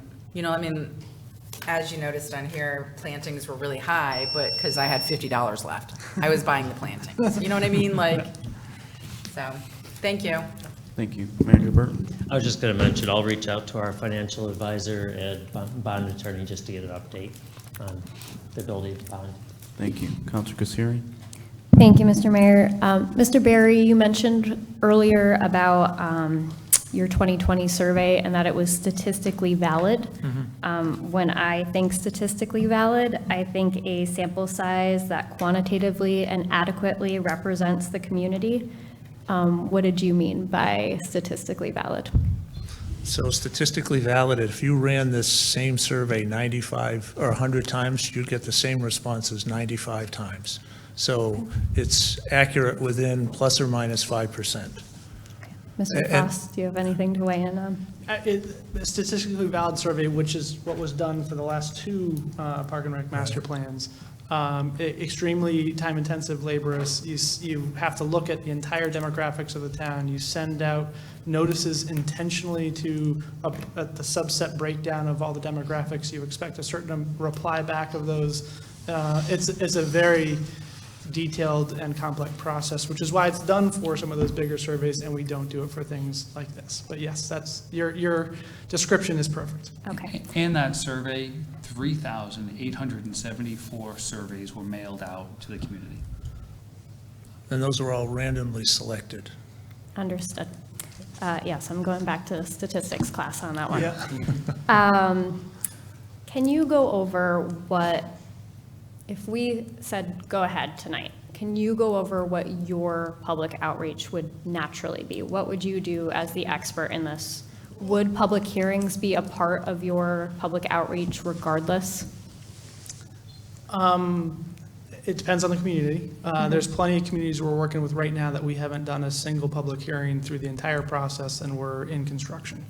And that's just because either the management of that town felt that they knew what they wanted, and they did some public outreach, but not a true public hearing. And they just provided direction, and we just go.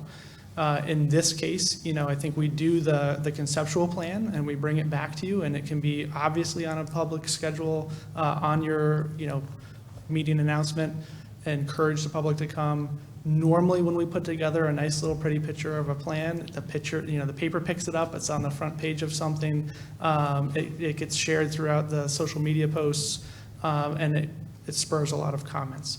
And then we pay attention to those comments, we incorporate that feedback, and we come back, you know, a month or 2 later with a master plan based on the feedback we heard from the community, based on the feedback we get from you and from staff. And obviously, when you're doing all of this outreach, especially if the paper picks it up, you're posting it on social media, that gives the public plenty of opportunity to reach out to their elected officials as well throughout the entire process, correct? Yes. Okay, thank you. Yep. Okay.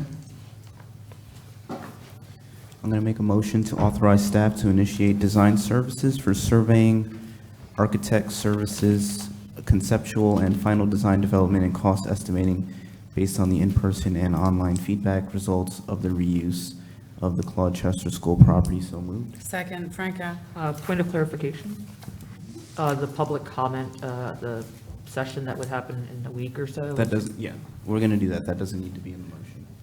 can it just be stated for the record? We're doing the public hearing. Perfect, thank And you you. do want it set for the 15th? We had a consensus that the council wanted that. I don't know if there was a consensus. Well, that's why I had asked if I needed to make the motion before we proceeded. It does not need to be a motion. But I do need to know if there's consensus. Okay. And Can we then, talk- Mr. Frost, are you available on the 15th? I'll double check. Okay, moved by Melendez, seconded by Franco. Probably at 5:30. Just so you understand, I want this public hearing and this motion to be separate. There seems to be some counselors who support one and not the other. I don't want them to be lumped together. Okay. So that motion is on the floor, and the other thing can be done simply through consensus. Well- Counselor Westervelt. I apologize, Mr. Mayor, but I could not hear anything that you just said. Could you please repeat that? Okay.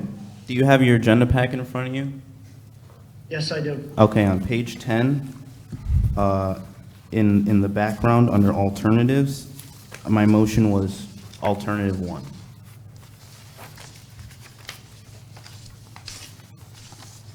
Okay, thank you very much. Thank you.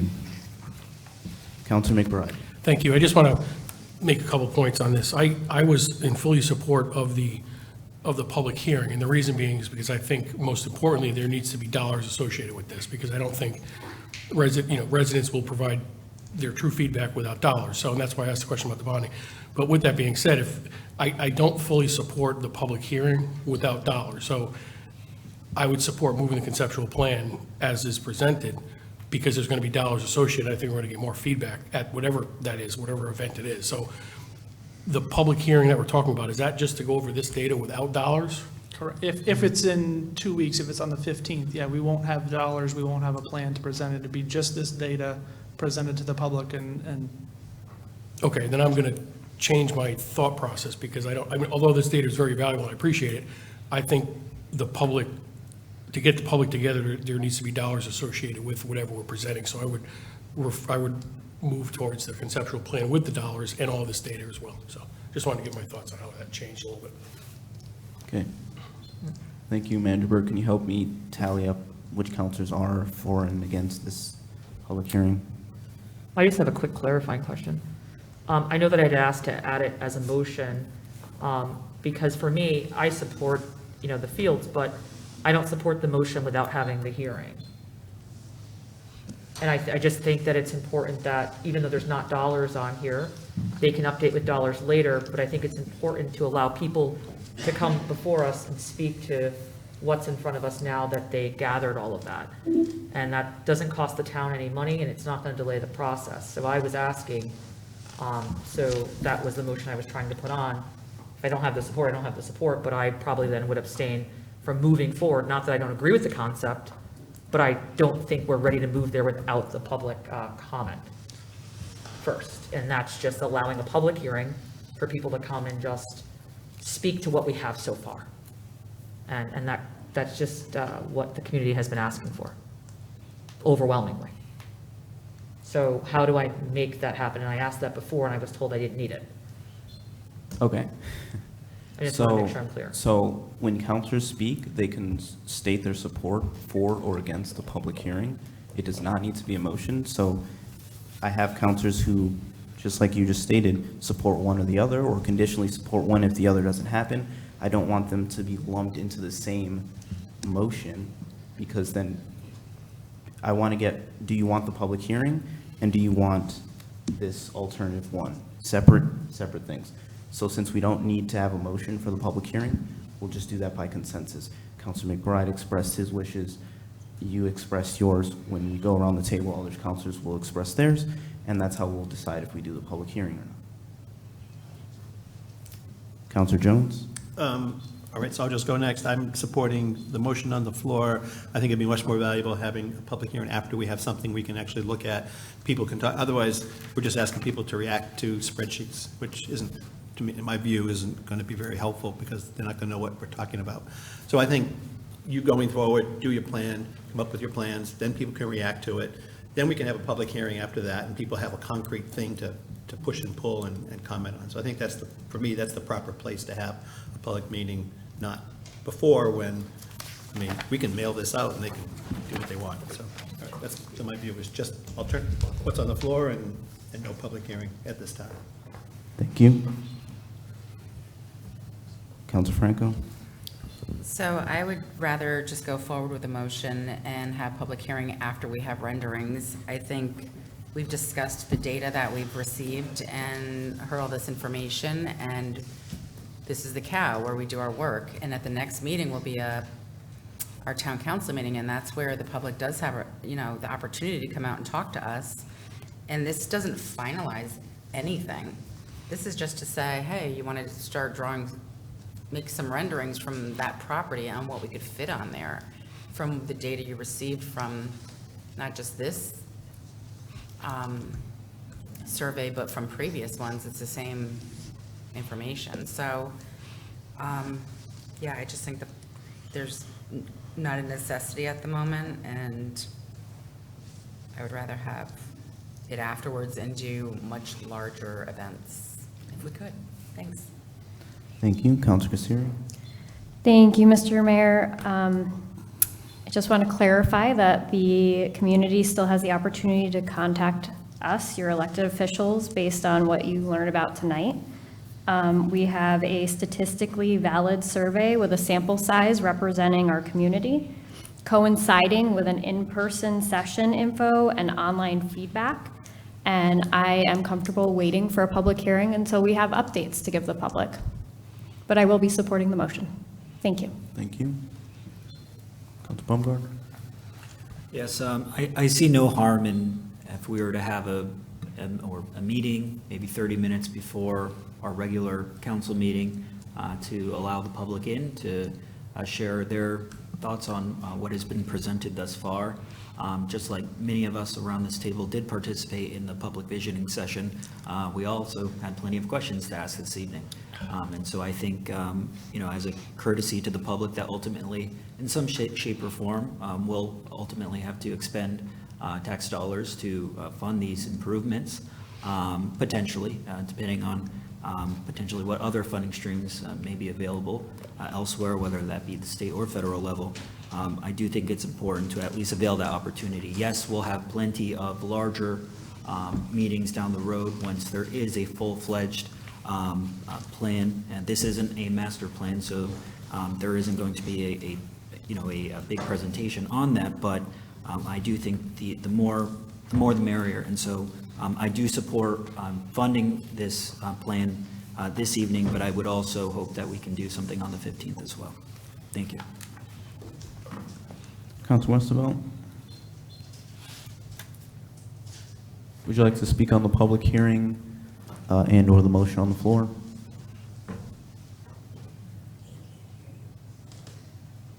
I'm sorry, I can't hear you very well. Would you like to speak on the public hearing and/or the motion on the floor? We're trying to get consensus for the public hearing specifically. I'm in support of the motion on the floor. Okay, and for the public hearing? Yes. Okay.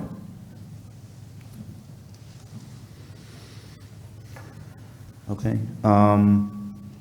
I guess I'll just agree with what Councilor McBride said. I think on the public hearing specifically, I think before we get more feedback, I think it's very important that we have more concrete dollars, so people we have the feedback from without the dollars. I think we've done a lot of outreach, so I think we should wait till we have concept plans or something before we go back and try to get more feedback. So for my tally, Manager Burr, I see no consensus for a public hearing? Correct. Okay. So moving on to voting for the motion. All in favor say aye. Aye. Aye. Opposed? Aye. Abstentions? Okay, carries 7 in favor, 1 opposed, Bordelon, 0 abstaining. Thank you. Thank you. Thank you. Mayor, once this is available online, what I'll do though is try to publicize the link and the presentation and where to go to so people can see this on their own time. Okay. Like, take a recess? Take a 5-minute recess, be back at 8:32.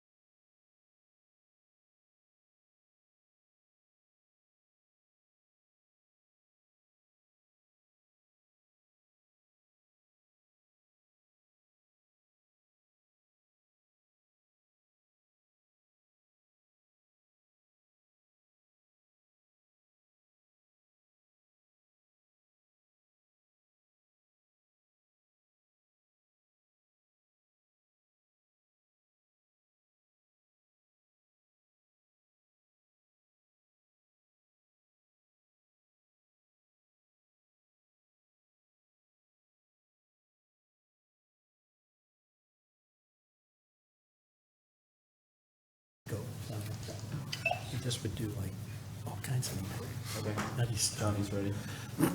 On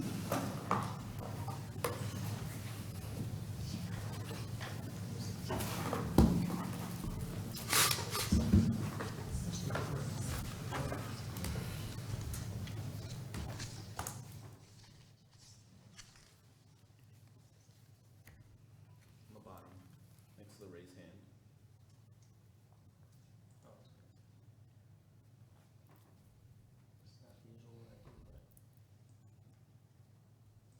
Recording in progress. We're back from recess at 8:42 and on to emergency management performance grant. Good evening, Council. I come before you tonight to discuss the EMPG grant, Emergency Management Performance Grant. This is a grant that the town has taken advantage of since 2006. It's distributed by the Division of Emergency Management, Homeland Security. We apply for it annually.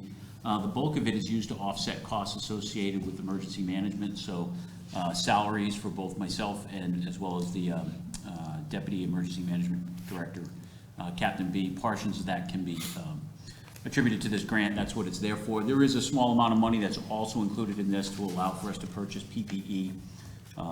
It requires action of the council in order for us to do to receive the award. We've got to provide something to the clerk so she can give us the certificate, if you will, and then we'll forward that to the state. Again, it's something that we utilize every year. It's something that's part of our plan when we submit our budget to apply for this funding. So be happy to answer any questions. Cool.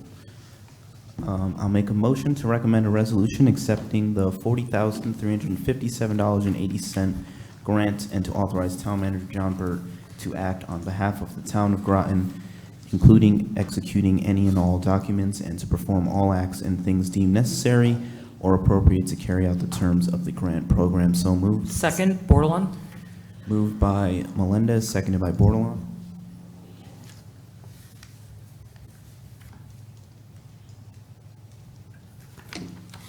All right. Council Franco? So can you just tell me what the money would actually be used for? Is it just salaries, or is there training for the, preparing for all types of hazards? And Now, if you look at, there's categories broken down on this and what we've applied for, and again, it's typically for personnel. So we can purchase equipment. We've purchased that in the past. This year, there isn't any equipment that we're looking to purchase under this grant, other than PPE for the town. So those are the bulk of it, $38,000, just over $38,000 is an application for reimbursement of salaries for EMD, and the rest is for the PPE. all right, thank you very much. Okay, all in favor say aye. Aye. Aye. Opposed? Abstentions? Carries unanimously, 9 in favor, 0 opposed, 0 abstaining. And just for the person taking the minutes, Counselor Parker arrived, I believe, at, just as we returned, 8:42, I believe. Thank you, Chief. On to ARPA Auto Theft and Violence Grant. Yes, so the second item I have is a separate grant. This is a unique grant in that we've never had this before. In fact, it's never been offered before. So about 2 months ago, myself and a couple of the other area chiefs had a meeting with the Commissioner of Public Safety, Department of Emergency Services and Public Protection, Commissioner Ravella. He came, spoke to a couple of chiefs here in southeastern Connecticut. The intent was to take money that was given to the state, to DESP, to disperse that to some of the communities to help impact auto theft and associated crimes, things like stolen catalytic converters. We have had significant amounts of those in this area. There are hubs throughout the state of Connecticut, Waterbury, Hartford, New Haven. They're looking at New London as being a hub, and they've asked us to participate in a couple of other departments in the area as well. So under this grant, the state would disperse $35,000 to our department for us to do targeted enforcement that are meant to curb the rash of car thefts. Just to give you some perspective, here in the town of Groton, we've had 125 stolen vehicle reports from January of 2020 till the present time. That's vehicles that were stolen here in town or that our officers have recovered. The bulk of them were stolen. We went through a rash at one point where we recovered several vehicles up in Waterbury. This does lead to some pretty hazardous situations. Many times, individuals, when they're in a stolen car, an officer encounters them, we'll try to engage officers in pursuit. There's a statewide pursuit policy. Our officers adhere to that. You know, it's as I describe it to them, it's the risk reward. We don't want to endanger the public over the theft of the vehicle. So we, you know, many times they'll flee and you know, we'll recover the vehicle somewhere else at another time. Also associated with this, and I'm sure it's no surprise to people in this room that there have been a rash of associated catalytic converter thefts throughout the Northeast, in fact, throughout the country. We've had about 68 of those incidents. Now, some of those have been the thefts of multiple catalytic converters at the same time. This is an associated crime, so this would allow our officers, we could craft some strategies to work with other municipalities that are partaking in this grant to do some targeted enforcement and try to deter the thefts of cars, also to locate stolen vehicles, and it would enhance our overall proactive policing efforts. This isn't to supplement, or it isn't to replace patrols that we have out there now. This would be an addition. So we would look at certain days of the week, times when we have available resources, put officers on a special duty to do this, and that funding would pay for that through overtime. Thank you. I'll make a motion to recommend a resolution authorizing Town Manager John Burt to apply for and execute any and all documents deemed necessary or appropriate to carry out the terms for the State of Connecticut Department of Emergency Services and Public Protection's ARPA Auto Theft and Violence Grant, and to accept the anticipated total state grant in the amount of $35,000. So moved. Second, Bordelon? Second, Westervelt. Sorry. Moved by Melendez, seconded by Bordelon.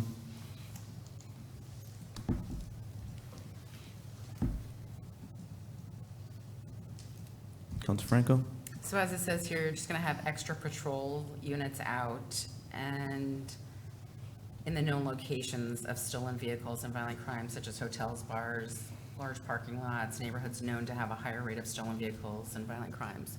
That's So right. this is in addition to your normal, so, It will, I've already tasked some of our patrol supervisors to devise some strategies that might maximize the use of this, but also help us to identify stolen vehicles and maybe prevent them from happening through undercover assignments, but also through active patrol strategies.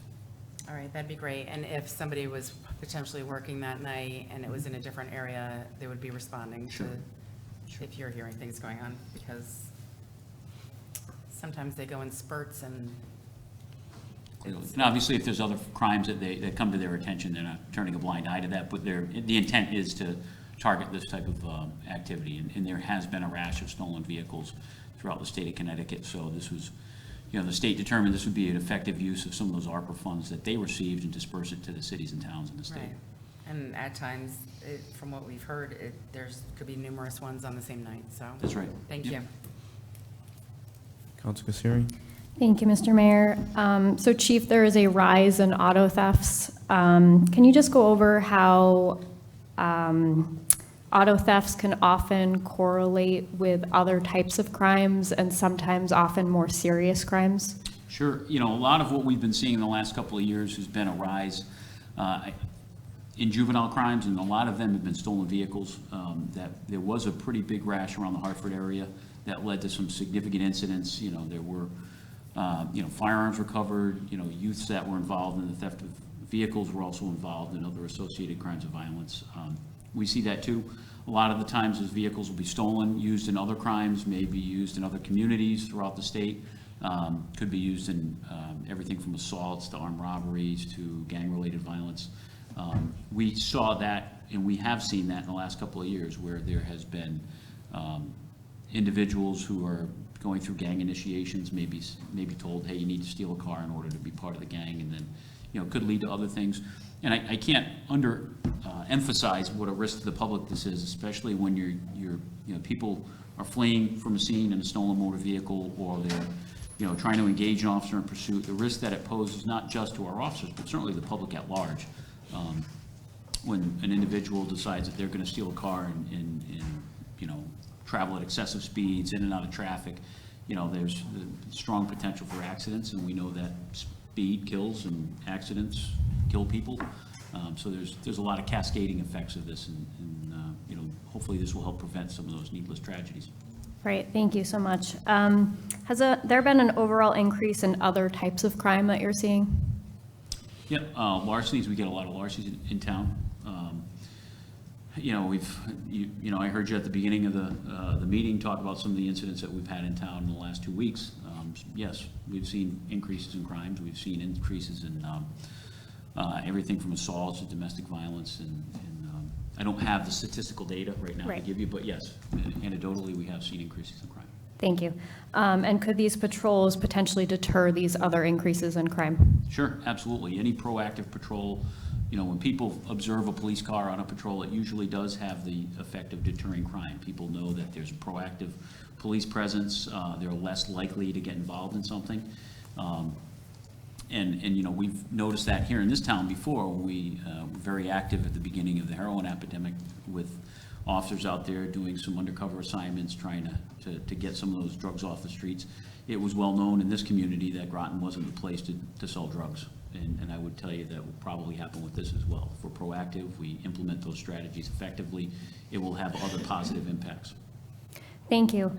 And I just want to clarify to the public that basically you have a minimum amount of officers that you need to adequately staff your shifts. So these additional patrols would be additional officers being paid overtime probably to conduct these patrols, correct? That's correct. It's not unlike what we are afforded from time to time through other grants, like the DUI enforcement grant, where our officers that are out there answering calls for service, responding to emergencies, handling investigations. We don't like to use the word routine in police work, but those are the patrols that are assigned to do that. This would be above and beyond that. So we may bring an officer in who's off that day or hold someone over from another shift. This would be on a voluntary basis for things like this, where they would go out there and provide additional patrols. And again, we try to devise some strategies that quite frankly, I'm not going to get into the depths of all those strategies that we use, because it wouldn't be right to alert the criminal element what we're going to do to try and keep them from committing crimes here in Groton. But there'd be some strategies that we would employ to hopefully deter that and identify those people that do engage in criminal behavior and bring them to justice. Right.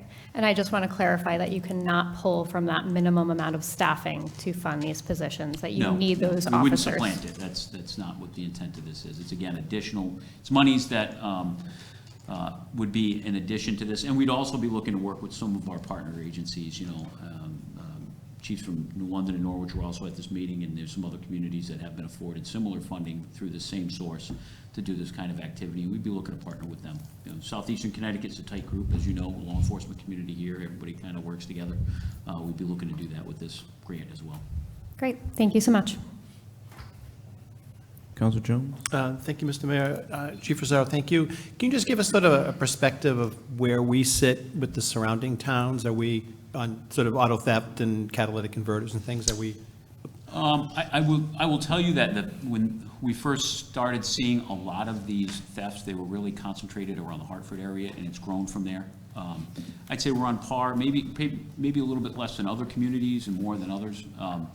As I said, New London was identified as the hub, and I think that's just from logistics and maybe some of the, whatever reason the state of Connecticut decided to identify New London as a hub. Just like Waterbury, New Haven, and Hartford and other areas, large metropolitan areas. I think we have very effective policing strategies here in Groton as a whole. So I think that our officers do an outstanding job deterring that. Where we sit in the pecking order, if you look at places like Voluntown or Sterling, where there's really a low population, you're not seeing as much of it there. But there was a rash where we did experience multiple car thefts in a short amount of time, probably a year and a half ago. It was kind of the luck of the draw. It just so happened that people were targeting SUVs that were of high value. They were stealing them from the Mystic area. Some of our residents were victimized at that point in time. Some of it's just through happenstance, where a person finds a crime of opportunity and they, they find a car that's, the key fob is left in it, and it's easy to steal, and it happens to be in Groton. That happens too. So I would say I think we're better off than other communities, but, I don't, like, Don't know the I don't have the, I don't have the statistical data, but not every community in southeastern Connecticut was asked to partake in this, so Okay. I think what they looked at is some of the larger communities, and they thought Groton would be a prime partner in this enterprise. So that was going to be my second question is, are we working with all of our surrounding communities? But it looks like we're not. They've sort of cherry-picked certain ones. Yeah, no, there's other grants that all communities are a lesser amount that other communities can apply for, to kind of do roving enforcement patrols, but this, there were several communities, Groton was one that was asked specifically to participate in this. We've also been asked to participate in Violent Crime Task Force as well. Again, we work well with others. Our department tries to partner with other agencies, internal to Groton, but also external, with federal, state, local agencies. We've had that reputation, so I think that when it's time to look for people to participate in things like this, that they turn to us, and I think they've been happy with what we've been able to provide. Is the city getting this same money also, or I don't believe so. I don't believe so. So the criminals will all shift over to the city? Well, yeah, I don't know about that. We wouldn't, that's not our intent. Our intent is to prevent them from coming to any part of Groton, but, right. yeah, like I said, we work well with them. It's just there. Okay. Yeah. Okay, thank you.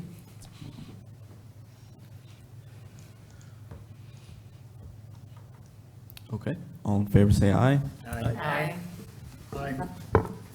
Opposed? Abstention? Carries unanimously, 9 in favor, 0 opposed, 0 abstaining. Thank you. Have a good evening. Thank you, Chief. Good night. On to Manager of Parks and Recreation Services, job description and office clerk position.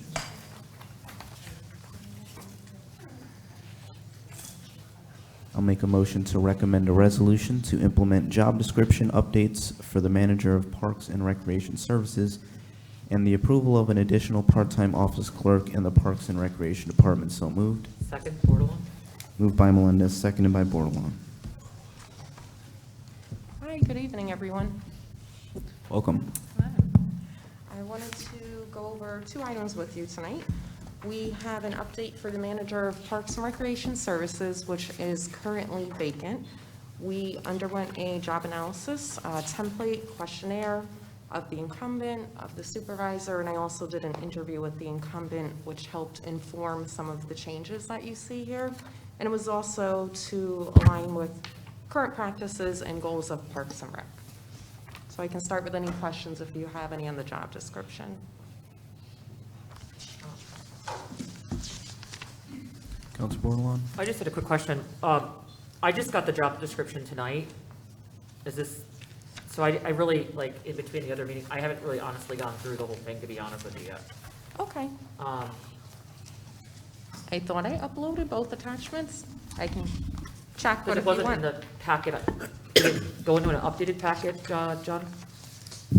Lisa believes maybe your department unchecked the share of public before it went out, and that's what prevented Got it it, from going out okay. with the So package. is it possible that we postpone this right now? Because, I mean, to be fair, before I come, this is my second job. I read the whole packet, and so this was sitting here, which I appreciate, but somehow I did not have a chance to go through it I can speak for myself. I also could run through it as well. There are not substantial changes. I know before I've given you changes where there was nothing in red because literally the whole thing changed. This Okay. I did put in red, so it's Okay. maybe half and half if you want to run through it. I'm fine with running through. I just, honestly, Okay. I got here right at 6:30, and I have not had a Got chance it. to even thumb through it yet, so. Okay.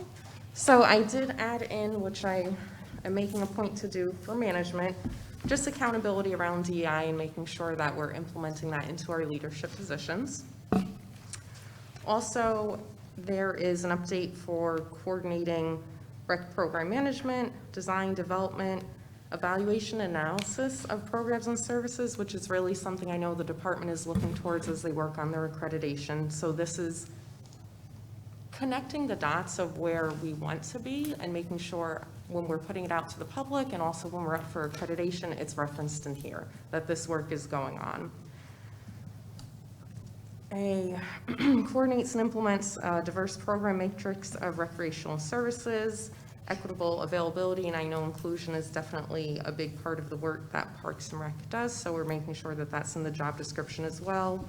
This position is responsible for developing strategy, policies, and procedures for efficient, effective, and safe delivery of services, and not to say hasn't happened before, this is just bringing it up to speed to codify what it is and what it should be. Again, there's a mention of assessing community needs, evaluating program objectives and outcomes to make sure that they're aligning with the expectations from the community. This position also manages the current place community outreach program, also looking at community health and wellness. Again, the inclusionary focus, which already exists, but is just put into the job description. Adding in an awareness of risk management mitigation, which is something this position has done. Again, just adding it in and making sure it's recognized and partnering with other departments where that is necessary. And an update for the budget, just codifying that this position does manage and improve expenditure. So that, again, not a change, but making sure that it's listed in there.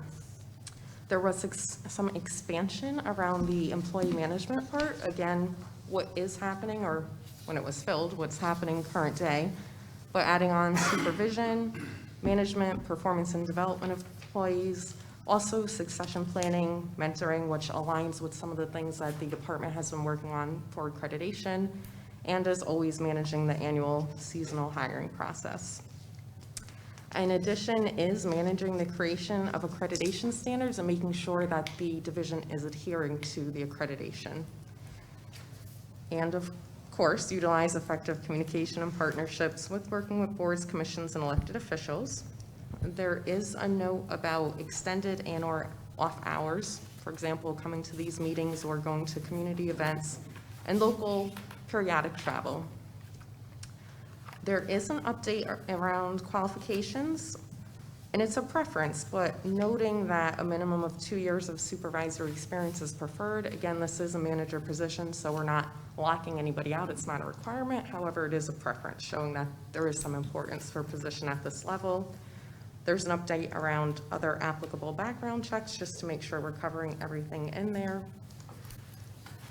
There is an addition, if you look at the certificates, licenses, and registrations, a CPRP was already in there, and we just added in a CPRE, which is an executive as well as a professional, in case somebody has the higher level equivalent. And a small update just for current day as far as reasonable expectations for lifting or moving. So you'll see that on the last page in red. And that is it. Council Bordelon, you still have the floor. I'm sorry? You still have the floor. I don't have any questions. Thank you. Councilor Jones? Thank you, Mr. Mayor. I have just a question for Mr. Berry. On the addition of the part-time person, is that someone that we have already budgeted in for this year, or will it need to be put in for next budget? No, it is not budgeted for this year. We would be using cost savings from the vacated position. The current vacated position, it's been vacant since September, and I'm optimistic that by January we'll have somebody in place. And so that money would be used to cover the expenses for the balance of this year, and then I would be presenting in the FYE '24 budget this part-time position. Part-time position. When, it says here the height of staffing, so when was your height of staffing? Sort of what year? Said at the height of staffing, you had 4 clerical positions were in this place. So how long ago was height of Well, staffing? before I got here, there was quite a few more employees before I got here in most of the divisions. And over the years, they just slowly got cut back, and thankful to this council for adding a person and a half this past year to try to get us back We're not there yet, but we're at least have taken a step in the right direction.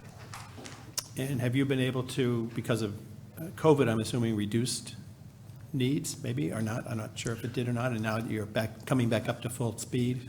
Yes, we've seen an increase in participation in programs. People are feeling more comfortable. We are struggling to, we did lose some instructors because we weren't teaching classes. They needed to find alternative sources of income. And so they've gone, and we're working to try to recover some of those and add more classes back in. And this clerk position helps with all of that? Well, it So where takes, do they get used? yeah, so what's happened is, you know, the programmers have had to divert their attention from programming to kind of doing other things, and the part-time clerk position will allow them, the programmers, to not have to do some of those smaller administrative tasks and can go back to focusing more on programming. Okay. Okay. All right. Thank you. Councilor McBride? Thank you. With regards to the manager position, is the salary range changing with the increased job description changes? It's Duties? staying in the same range. Some of these are really codifying what's already going on and making sure it's an up-to-date job description. So there isn't a change in that. Okay, so salary, and then secondly, just a comment on the part-time position. I'm in favor of this position, I believe. However, I'm not in favor of the timing of it. I think this should go through the normal budget process. So I would rather myself have this be with any other new hires during the budget process for us to consider. So although I'm supportive of the Recreation Department, what they do, I think something like this should go through the budget process and not mid-year. So, thank you.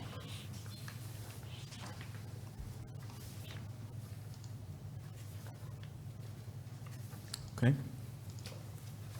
So we'll be voting on the main motion. All in favor, say aye. Aye.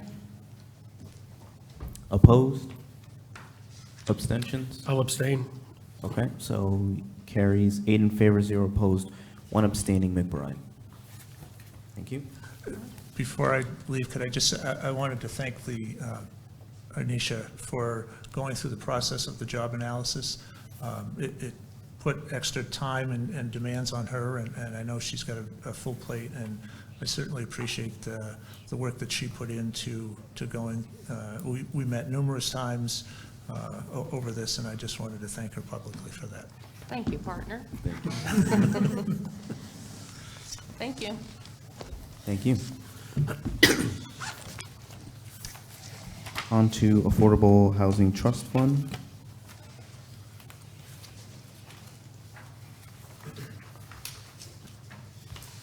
Make a motion to move to recommend the creation of an Affordable Housing Trust Fund to be utilized by the town manager in consultation with the town attorney to assist with the temporary placement for those without safe shelter for up to 12 weeks and to fund the AHTF through an increase of a 0.25% to the real estate conveyance tax as allowed by CGS 12-494C for distressed communities referred to the RTM 6.5.3. So moved. Second. Moved by Melendez, seconded by Franco. John, you want to give background? You want me to? Sure. Just as a reminder, generally not for the purpose of the Affordable Housing Trust Fund, but the conveyance fee came up last year. I think it was September that it was reviewed and turned down at that time. It was brought back up beginning of the new year, but no, it was never actually discussed. It was on the agenda, pulled back off. So September of last year was the last time it was discussed. You can have this as long as you're considered a distressed community, which I did I tried to get as much information I could from the state and put it in the packet on why we fall under that category for this year again. Now, of course, there's been years we have been distressed, years we're not. So it's not like it's going to be an ongoing forever thing. But my understanding is, though, when you're taken back off, you kind of ramp it down again. But last year, we were on it after several years of not being. And then we did have the conveyance tax the last time we were distressed before last year. So this was something that was existing beforehand. And the mayor had proposed using the proceeds, and I think, if I remember correctly, the town clerk said anywhere from 300,000 to 600,000 a year collected, probably 400,000 would be a good price point to use. But the Affordable Housing Trust Fund, which was an idea of the mayor to use, that was included in our affordable housing plan. If you look in that, you'll see a page on this, Affordable Housing Trust Fund. And now listed on page 47 are some of the things you can do with it. Doesn't mean if you wanted to proceed, doesn't mean you have to do all those. You can define it however you want. It's just what's actually allowed under that. Emergency rental assistance, gap financing for new construction of affordable units, repairs, rehab of older affordable homes and units, weatherization program to lower utility costs, down payment and closing assistance, foreclosure prevention, and then lead abatement program. And I believe the mayor brought this idea to the fore was some of what's been experienced by Bradford Manor tenants and worries over whether hotel stays would be extended and what would happen if they weren't, and wanting us to have some flexibility or be able to help with that for other instances in the future. Thank you. Okay, so I'll just start off. I think my reason for believing this is a necessity are well documented, and I believe that I'll have general support from the council on implementing this trust fund. I know that the conveyance fee came up over a year ago. It did not receive support from a majority of the council, so I want to speak to that generally. I think that there are other funding sources we could use, notably ARPA, but I serve on the long-term recovery body. There are more requests than ARPA funds that we have. So from my perspective, I think those funds are expended already. If there is no support from this council to fund with the conveyance fee, I will support funding through ARPA, just because I think this is a top priority. However, I do that with the knowledge that essentially what we're doing is just taking money from another ARPA project and allocating it to this instead. So that's my reasoning for trying to fund through the conveyance fee increase. This is something that distressed communities can do, and that money can be allocated towards needs in the community, which this is one. So I hope I can have support from the council. And yeah, any other councilors? Question? Councilor Parker? Yes. Do we not have to vote on the conveyance tax to use it? It should have been a separate process for me. Separate process, because we didn't vote on this. Right, so. Conveyance tax. Right, Because so. it's not on the agenda item. We never brought it back forth. So I don't think we can do this right now until we bring back the real estate conveyance tax to vote upon it. It's been over a year now. It's Right. eligible for being back. It is not on our agenda to vote on it. We can't, how are we gonna implement it? if we It is, Council it's in Parker. the motion. It's in the Council- motion in the right. packet. It is allowed. Councilor Parker, it's, the reason that the funding source is in the same motion as the trust fund is because if we pass establishing the trust fund without a funding source, then it's not really a trust fund. So they really have to be rolled together. Someone could make a motion to amend the funding source if they do not support the real estate conveyance tax increase. However, the funding source really I'm just- does, right. The funding source I'm does just have not to be rolled into this motion. I'm not comfortable, I mean, I'm all in favor to a degree. I still think it needs to be separate.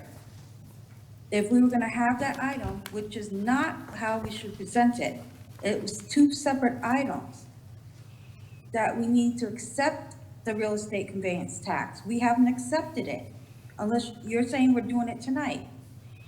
That's correct. And that's gonna go to the RTM. So my question is, why didn't we do it as two separate things? I guess, establishing a trust fund without a funding source doesn't make much sense to me. So my motion was to bring forth a trust fund with a funding source. That's all I got to answer that.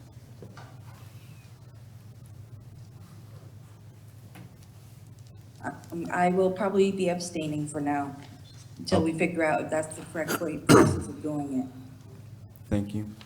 Is that the correct process, John, Mr. Manager? Yes, there's nothing wrong with the process. Just to explain the difference of how it would be handled with this versus if you were to use ARPA dollars.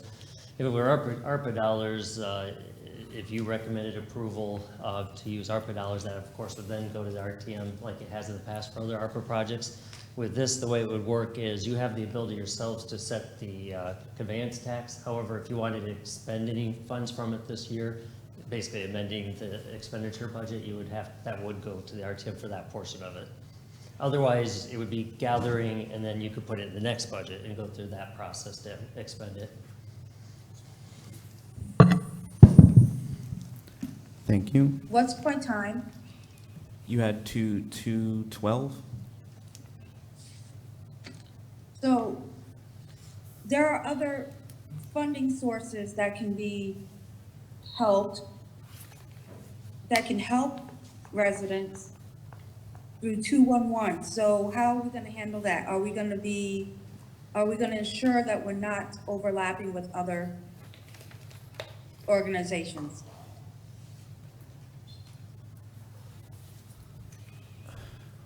Are you asking how do we make sure that we don't duplicate services? Correct, without going to other sources first.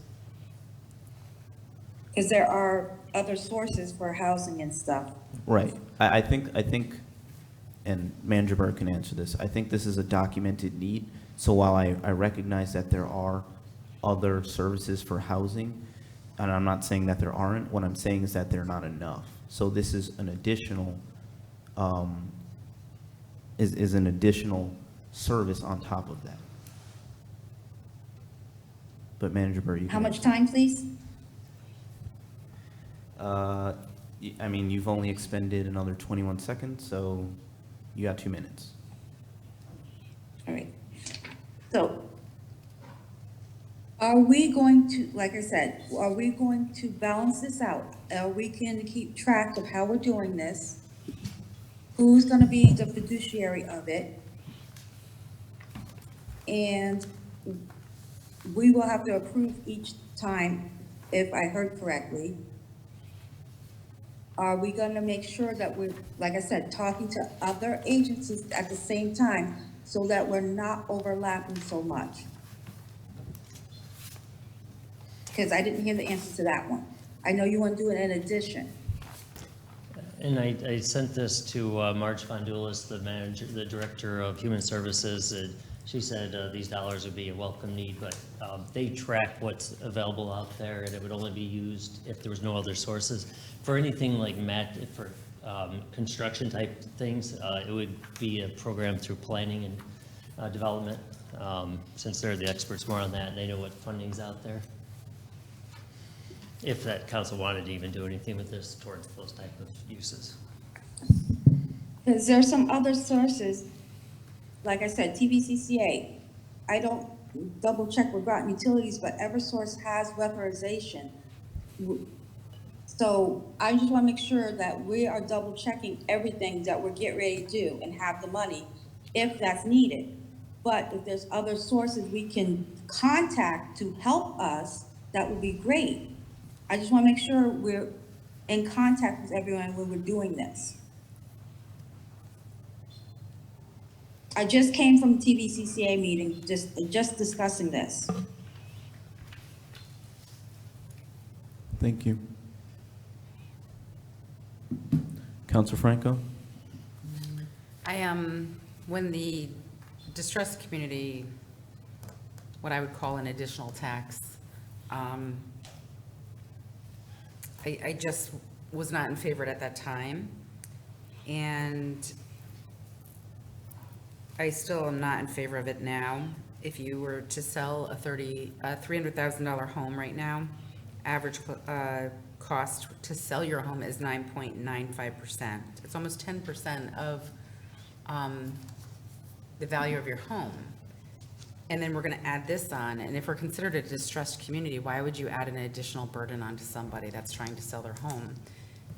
And there are many people that do sell their home and move within the same town, either by, just moving to, downgrade into a smaller home, or downsize, or to upgrade. So the thing is, from what the comments you've made, Mayor, you said if this vote fails, you'd be okay going with a different funding source. But the thing is, if this vote fails, it's basically done for a year unless you get 6 counselors to bring it back. And I find that to be sort of an issue, because I do want to support people who are living in bad conditions in hotels, and they are being told maybe even the day that they're supposed to be moving out, oh, well, you can stay another week. And I mean, the situation that's going on is not, it's not good for these people. And I want to have a source in case other people are displaced from their homes, not just Brantford Manor, but other people are displaced from their homes and they don't have insurance or they don't have funding to be able to go somewhere else. And this was in the ARPA funds. There was money set aside for housing and home housing, and when I read it, it was just so general that I'm like, I think those funds should be used for this, and maybe in conjunction with what ARPA was sort of setting aside for those top 20. And I sort of have an amended motion that I want to put on the floor, but I would like to hear other people's opinions. And I too would like to have potentially supervised by John Burt, but implemented by current staffing within the town, and potentially human services. And if the funds are not spent within 12 months of the ARPA, if I used ARPA funding, expiration date of the ARPA funding, that they would be reallocated, because I believe that if the funds aren't spent in a certain time period, we would have to get them back to the federal government. But I would like to have a little support there for people when they're in need. Thank you. Thank you, Councilor Baumgartner. Thank you, Mr. Mayor. Mayor, as you shared, you serve on the Long-Term Recovery Committee, as I have since the onset of the pandemic, as Councilor Bordelon has. We've met, and Manager Burt, we have discussed ad nauseum how to expend those dollars, and as you mentioned, there are no shortage of projects to fund. Quite frankly, we have more projects to fund than dollars available. So that's quite a dilemma. Obviously, we do have identified a funding source, and I do want to just commend the mayor for your creativity and in identifying this funding source. I do agree with it. I think it is the right action. I like the fact that it is, you've tied this trust fund to a funding source. That way it is sustainable over the long haul. And so, as was mentioned, it would be the council's obligation to set that amount, what the tax amount would be. But I also do want to echo what Councilor Parker shared, because I do think it is it should inform ultimately how the program is rolled out. It was mentioned, TVCCA does provide, an array of services. Our human services provides food assistance. I heard Councilor Bordelon mention this evening her connecting a Brantford Manor resident with an organization in Pawcatuck so that they had a meal at the end of the day. And so I really do hope that we can exhaust all of those options before we were to ever tap into this Affordable Housing Trust Fund. And on that same wavelength, that the same goes for ensuring that our residents at Brantford Manor are properly housed, especially when they are undergoing remediation. The apartments are undergoing remediation. It is Related's responsibility to house to house these residents, period. A failure to do so would be a breach of contract they have with us that we have, just recently held, related in default, but they're a multi-million-dollar company, and they ought to commit to providing housing, just like they did when they first came to us, I believe back in June, stating that they would absolutely house at all costs. So we need to hold them to that promise. But with that said, I still believe that based off of, who's to say that there are other people in our community, especially right now, who may need housing assistance who don't live at Branford Manor. So I think that could be a use just as food or other things, but I do think we need to create more, define the Affordable Housing Trust Fund, but I will be supporting this tonight. Thank you. Thank you, Councilor Kassiri. Thank you, Mr. Mayor. I just want to identify the people from Groton who could potentially be selling their homes right now. And that could be members of our military or military contractors, someone downsizing, as Councilor Franco had mentioned, or maybe someone needing a larger home because they have, added to their families. And lastly, someone that could be unable to afford their home anymore. And even families who own homes, they're currently struggling to afford groceries, student loan debt, childcare. Imagine not being able to afford your home anymore, having to sell, and then you're somewhat financially punished for struggling. The inflation right now, as of September, is 8.2%. So I think the people of Branford Manor are struggling. I think that the overall community is struggling with inflation and COVID and overall affordability issues. They're obviously very differing types of struggle, but more than one thing can be true at once. So I am not in favor of the conveyance tax. I am in favor of setting aside funding and supporting this trust fund, potentially with ARPA dollars. Thank you. Thank you, Councilor Jones. Thank you, Mr. Mayor. So, Town Manager Burke, can you just talk a little bit about why we are a distressed community?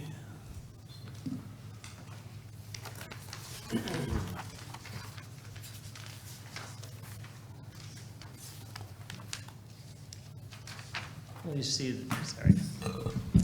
There are several categories that the state looks at when determining distressed communities.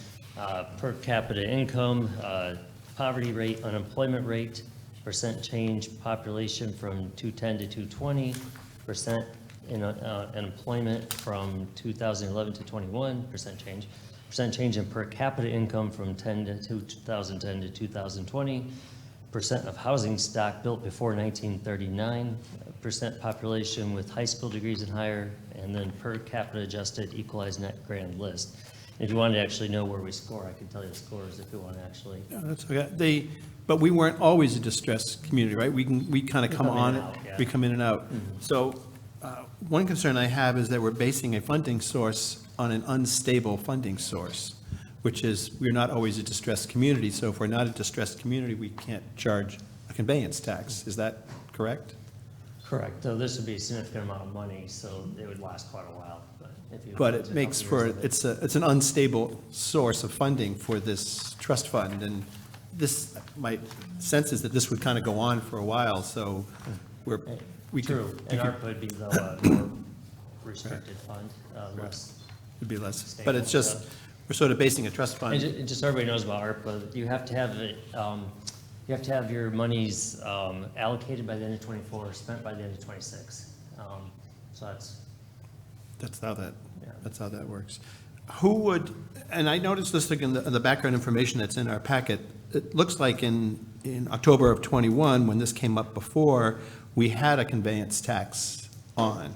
Is that correct? No, we've been off for a couple of years. We received notification last year that we're back on. So there's a conveyance fee. It's 1/4 of 1%. The built-in state one, but not the Right. additional. This is if you are on the list, you can raise it 1/4 of 1% to 0.5%. Correct. So what currently happens with that conveyance fee that the state collects? What do they do with it? General fund. Well, the part that keeps. us, yeah. It's just the tax, right, that they just stick on, so. Who would be administrating this if we move forward with this? As mentioned, depending on what, how robust you want the program to be, it could, certainly, Human Services would do what I would consider the initial reasoning from the mayor from what he wanted to do. And then if we wanted to do other things allowed under the Affordable Trust Fund, Affordable Housing Trust Fund, then we'd have planning involved also. Okay.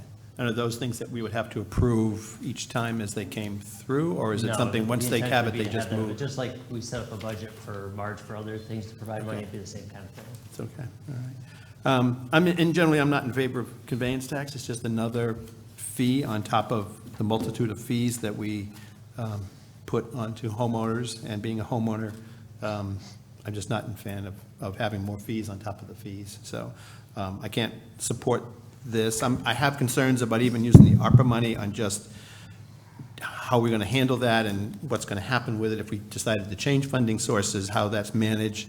And, we have talked about over the last couple of weeks, 8 families, but, that could increase to 16 or 24 families, and it just seems to be unmanageable, and I don't really want us being in the housing business. I don't think it's the responsibility of the town. I mean, this whole thing is a terrible situation, but there are a lot of services out there, but I'm not sure the town is the best place to be in the rental or the housing business. So I won't be supporting the motion that's on the floor. Thank you. Councilor Bordelon? Thank you. So, it's interesting, this draft that we have, it says 2012, 2013, we were a distressed community previously, and the things that were defined, not having high school diploma, other poverty levels. And then in slides before tonight, agenda items, we spoke about luxury pools. So as I look at this, and I have been very open and giving of my time and heart into the community of Branford Manor, I'm concerned as to where we are. So on one hand, we're a distressed town. I look at Claudchester that could sit, and it doesn't cost the town anything to wait and start fixing the high school, but we're talking about bonding. But yet we're here saying that we're a distressed town and we can add tax on to homeowners on top of possibly bonding for those fields, which, again, for full record, I'm in full support of updating our fields. I'm not sure if it should be Claudchester or the high school. So I'm just a little perplexed as to where are we? We're distressed, but we're ready to bond, ready to build Claudchester that's costing us nothing if it had to sit right now post-COVID. We could be working on a master plan. I too feel concerned that Related and Branford Manor Company, they have an obligation to those tenants. So per that, if they move people out and put them in a place, they should be funding that. We should be writing letters to try to support the residents and asking them not to give them a day's notice or the night up. That's what we can do as a counselor. It might not change anything, but a letter from this council saying, we're hearing from the residents and we're concerned. I envision a care package, a small amount of ARPA funding, backpacks for the kids with toiletries, gift cards, things that people, when you leave urgently that you can't grab or you forget. One lady forgot her kid's extra thicker coat and the zipper broke. And so we were driving around looking for a new jacket at one of the consignment shops. But the amount of toiletries, the cost of inflation is so high. We were able to find her at one of the shelters. We could improve our human service department. We called, they had no same-day service. We went to Pawcatuck, they had same-day service, no appointment needed. We walked in, she walked out with 10 bags of groceries. We found a coat, we found deodorant, we found toothpaste and toothbrushes, all brand new for the kids, and that was a burden taken off of her. So maybe we move in the direction of implementing a gift card package, just like to someone who's being displaced, to help take that burden off. I am concerned, and I'm going to run out of time, I'll take my second turn. I am concerned that we're going to be taking the responsibility away from Related by doing this. And I'll speak on my second term, I'll end there. Councilor Westervelt? Yes, thank you very much. I just want to say 100% I am against any kind of conveyance tax. But I also believe that the Branford Manor residents and other distressed persons in Groton need to be addressed. I believe that ARPA funds is probably the best way to go about this. That's kind of what they're there for, helping us recover. And even if this is not directly related to the pandemic or everything else, I guess supply chain issues and finding people to do the work and everything, I think you can make that correlation. So ARPA funds, I believe, need to be expended for this. Conveyance tax, that's a hard no. Thank you. Just to mention, because we're under the 10 million mark for collections, we have more flexibility on what we use these dollars for. We're not really bound by proving it's related to COVID. What do you, For early on, originally, they were going to be really, the federal government was going to be very tight on the rules for these dollars. They ended up putting a new rule out at the end, though, saying if you receive less than 10 million, there's basically no strings attached. You can use it as you want. So, and we are under the 10 million. Obviously, we're tracking everything, even if they say that, in case they come back. So, just to make that clear. Okay, so let me just speak briefly. I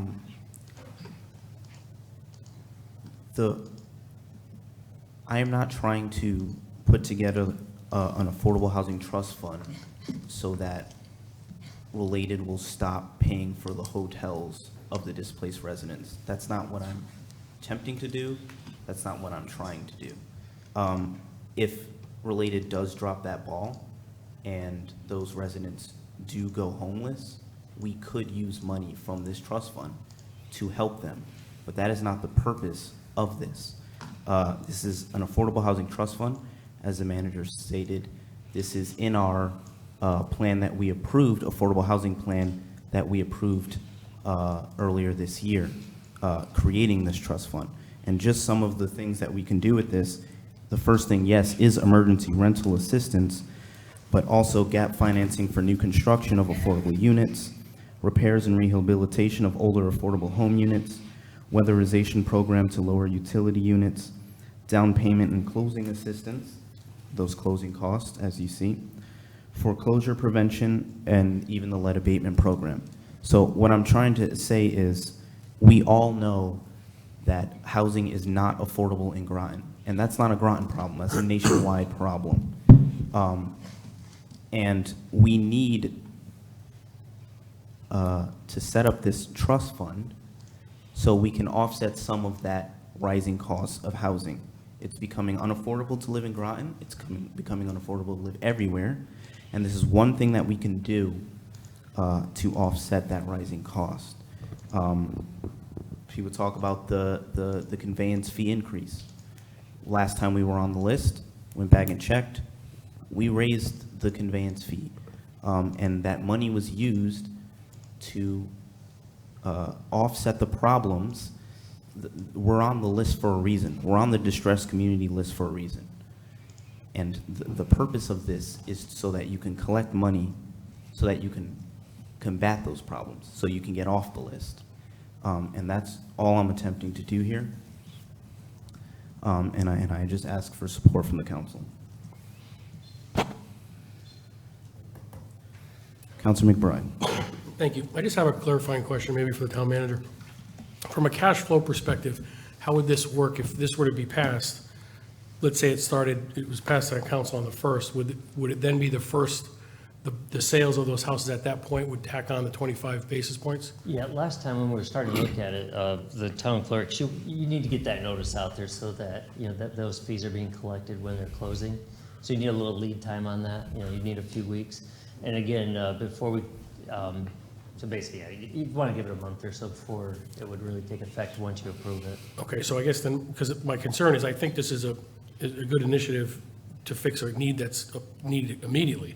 My concern is that even if we pass this, it's not going to go into effect for a month or two because you're not going to have the cash flows of the money. And if it's $600,000 a year in the budget, it's $50,000 a month, but we're not going to get that first $50,000 until, or is there another way you could do it? Like, I'm thinking it's going to be a few months before we actually have any money that we could utilize for this plan, or is that not? I think it would start coming in right away. And like I said, either one of these to expend, you're gonna have to go to the RTM. You know, best case scenario, what we do, is, let's say you approved it on, I think, November 2nd, next week, then we would ask the RTM if they could take it up on the 16th. So it's gonna take a little time either way. Okay, thank you. So I think where I'm falling in on this is, we discussed many months ago, I think it was John Ryder presented a plan, and we actually made some changes to it where we made some changes at the last minute where we moved up rental assistance, emergency rental assistance, and affordable housing from a secondary priority to a top priority. So I think we as a council thought that was a priority. So, and I'm in agreement, it's our priority, but then we didn't move any ARPA dollars into that. So now we're at a point where now we're changing, we're saying we're gonna do ARPA dollars. I find that a little discerning that we didn't think of that before and we discussed it. But I do think it's important to do that. So I would wonder if we could do a kind of a two-pronged approach to look at both of these, because I think you're a few months out, so you're not going to solve the need here, for a few months on what the true need is with Branford Manor. And I also agree with many people here that are saying we should use some ARPA dollars. So I think we should utilize both ARPA dollars and conveyance tax to set this up and move forward. And I think it's the way it's set up is I think it's worded perfectly, because what it's saying is that conveyance tax, in my opinion, can't be used for anything else other than the Affordable Housing Trust. And I think that's why that's probably linked together. So it's good in that way that it can't be used for anything else. So I'm in favor of this, but not to say that I wouldn't be in favor of the ARPA dollars and rescinding this vote if ARPA could take it. But I'm concerned because we didn't move ARPA dollars before. So for us to say we're going to use it now makes me think we're skating out from solving the issue that we have. So, thank you. Thank you, Councilor Bordelon. So, again, I don't think it's the ARPA funds or the funding of this tax to, the company has to provide equal or greater home. You can't just pull someone out, put them in renovations, put them in a hotel and say, we're not paying today, and then you're on the street. They have to give them somewhere to go. They will not be homeless. So they have to, keep them, and if it's unsafe, they have to provide a safe environment. So I supported this originally a year ago, but there's a different, we also had in the inflation costs that have happened. And I am concerned about the cost of this on the backs of folks when selling. I'm also, there's no language in here. The abatements on this, I think, should be for personal single dwellings, home dwellings, or apartment buildings that are owned by private owners, not corporate buildings. So this lead abatement should be like, I buy a house, or someone else here buys a house, or someone in the community buys a house, and it's an older house, and I'm bringing it up to code. I don't think this should go to corporate companies, billion-dollar companies, to tap in to utilize that fund. So my question is there any protections in there? Well, you could certainly build it in if you wanted to into the resolution. Otherwise, we could put some parameters together as staff and get sign off on it later. So I guess I don't think we're ready. I personally think if you're going to be taking taxes off people here, I want to make sure this lead abatement, foreclosure prevention, down payment assistance, weatherization is going in to help the taxpayers, not corporate investments. So yeah, maybe I own a 3-family home and I'm going to, bring it up to code, and I could apply to get the lead abatement, get it weatherized, and prevent it from going into foreclosure. But I don't want a corporate company to come in. Now we look at the STR thing and everything else. Corporate big monstrosity complex where they don't live and play here. We shouldn't be using our tax dollars to fix their problems per se. I just want to make sure it's going to the residents, that they are tapping in. You are tapping in, or I are tapping in. And I also don't think I like Branford kind of folded into this. I liked it as the conveyance tax under those things with those additional parameters. So do I have to add a motion, or would this have to come back? That's my question. Well, it was never really intended for Branford. I'm just saying other situations that people find themselves in. I've made it very clear to Branford that if they actually, regardless of the circumstances, if they actually cut off the hotels, that would be in a very likely termination situation. So I wouldn't settle for them taking away the hotels, just to make that clear. But you could make a motion that it not apply to, corporations. Or amend it to say that. Right, because again, if we're putting them in deferment on taxes, but then we're saying, now we're gonna pay for this, it just, where are we at? Our hands in and we're pulling out, and we're going back in. But I think the conveyance tax, when I support it, was under a different name, different umbrella, and I do like having some protection in there if we're gonna take those taxes, that it's going to local interests here in the town. So, I think that should be added. Should I add it, make a motion? You can make any motion you wish. Sure. I don't know that I'm necessarily going to vote for all of this tonight based on the way it is with the Brantford, because again, but I do think if we're taking the taxes from a local vested area that we're stating is in hardship, that money should go in the pockets of the people who are here. And so I think, I don't know how it should be worded, but it should say something to the effect of that the lead abatement programs and all these programs listed would have to be, owner occupied or local, invested, not corporate. I'm not sure, John, how should I word that? Because I just don't For think. now, I would just say to not go to corporations, and then I can touch base with attorneys and see for the resolution itself if it should have a more, a different wording. Right. So again, if other counselors choose to support this, I just hope that the money would stay. Do I have here. a second? Point of information? Mhm. Could we have the full motion? I'm just confused as to what it is. I'd just like to know what we're voting on. Okay. The original motion or her amendment? Counselor Bordelon's amendment. Okay, so what would you want to be adding in this? John said I could just add that it wouldn't go to corporate. Basically, to exempt corporations or other for-profit entities as a starter. Yeah, thank you. Thank you, John. Okay. To exempt for-profit entities. Is there a second? But Second, Western. just a clarifying question before we move on. Does it still include the existing language regarding the conveyance tax? I think this is the only amendment that would be on the floor, isn't it? So it would be in addition to what's currently Yeah. within the motion? I'll second. I think Okay. Mr. Councilman Yeah, wants Westervelt, one second. already second. Okay, so I have a motion from Bordelon and a second from Westervelt.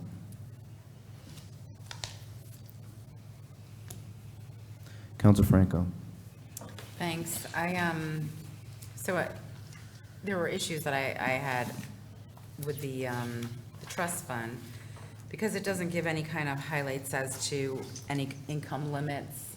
I mean, I think there's some more issues that maybe have to look in if we're creating a housing trust fund. Would it be wise to put in income limits or maximums or whatever, however you want to say it? I think we could do that. I will say that this is, as the way it's written right now, it's at the discretion of the town manager. So, But if I'm making six figures, I don't think it would be wise for me to come and ask for help. right, and You know I what I don't mean, think that like- the town manager would give them money. But that's a out lot it. of discretion for him without actually inputting actual criteria For- for who could be, You know, just another idea to throw out there, similar to our surviving spouse, could put in, just as a cap for now, 400% of poverty rate, of whatever that wording, what was that wording? Federal exactly? poverty limit. Poverty limit, yes. Yes. Yes, federal poverty limit. I mean, and with discussion, there could be more that we might root out of this issue. And know that there's an amended motion, and if I put another amended motion on the floor, that's the max, and then we have to start voting after discussion. So I'm gonna make an amended motion. Even though I'm not really, I think there should be much more discussion on this, but I would like to make an amended motion to include Counselor Bordelon's amendment, there, as well as income limits of, I guess it's 400 times the poverty limit, is that what you're saying? 4 times, 4 times. 400%, What? 400% of poverty limit? Yes. which would be Federal poverty limit. Federal, yeah, sorry. Federal, okay. And to also amend the funding source to come from ARPA dollars and not the, And before you finish that, you'll need to set an amount if it's ARPA. excuse me? And just before you finish the amendment, you'll need to set an actual amount of dollars you want it to, just to make it Yes. clear. Yeah. Not to come from the distressed community conveyance tax, but rather from ARPA funding in the amount of $250,000.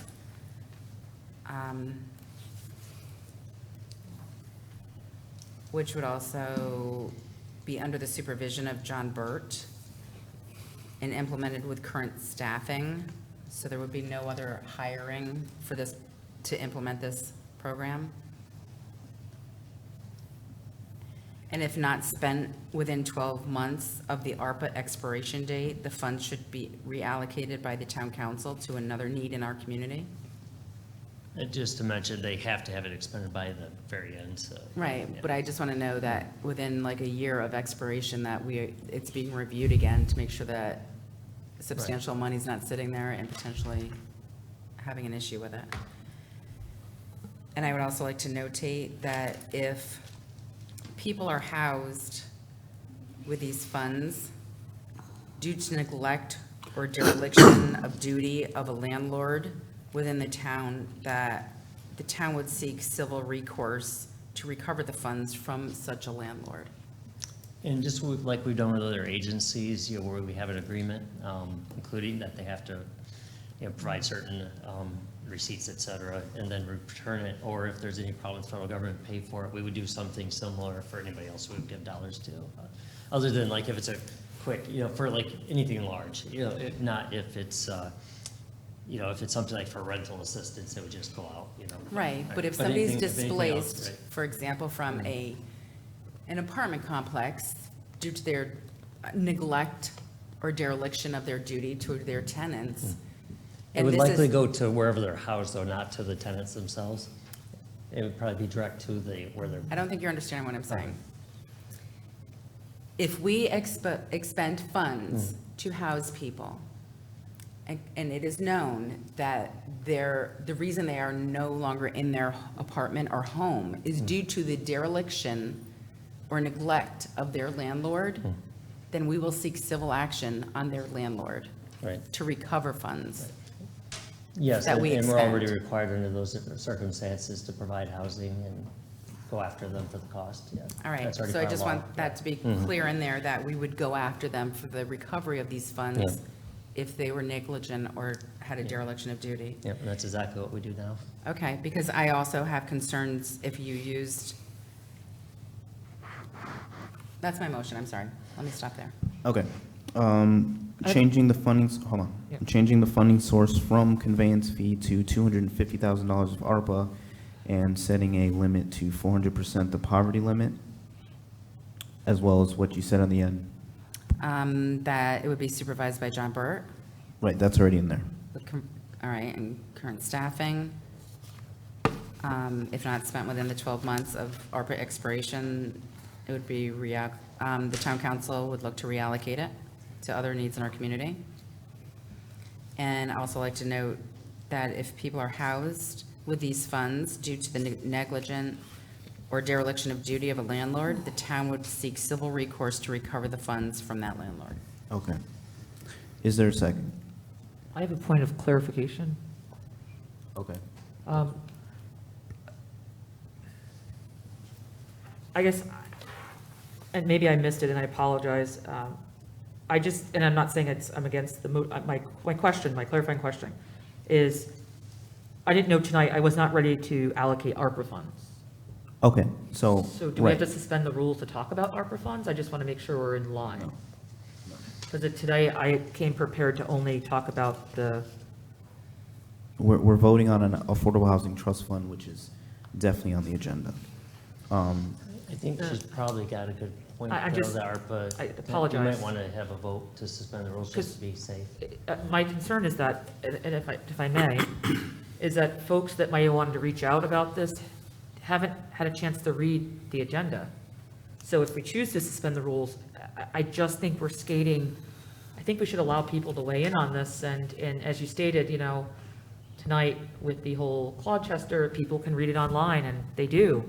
And I did not prepare myself to allocate opera funds tonight. I have a lot of questions, so I almost think we should table this to a later date. Not table it, postpone it to a later date, because I'm just not ready to allocate ARPA funds tonight. I didn't do my research enough to ask my questions of what we have, where we're at. Okay, So I'm concerned. So we're not necessarily allocating ARPA funds, I'll make that clear. But if someone wants to make a motion to suspend the rules, then that can be done. I make a motion that we postpone this to a later date. Second the motion?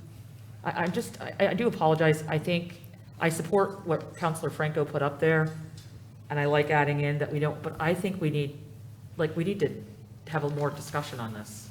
I only get 2 turns, and I did not come prepared to even think of considering as my second choice ARPA. And I just don't want to rush this and then saying we'll seek, go after I want to make sure the attorney's in line with this as well. I don't feel comfortable. I'll just say that. I have a motion to postpone I need a time definite. John, what's the next meeting this could come to? We're really filled up for November, and we only have 1 meeting in December. I mean, I'll fit it in one way or another, I guess. It's gonna be really tight, though, so probably the 15th. Of November? Yes. I say November 15th, yeah. Motion to postpone to November 15th, moved by Bordelon, seconded by Jones. Don't believe that's debatable. All in favor, say aye. Aye.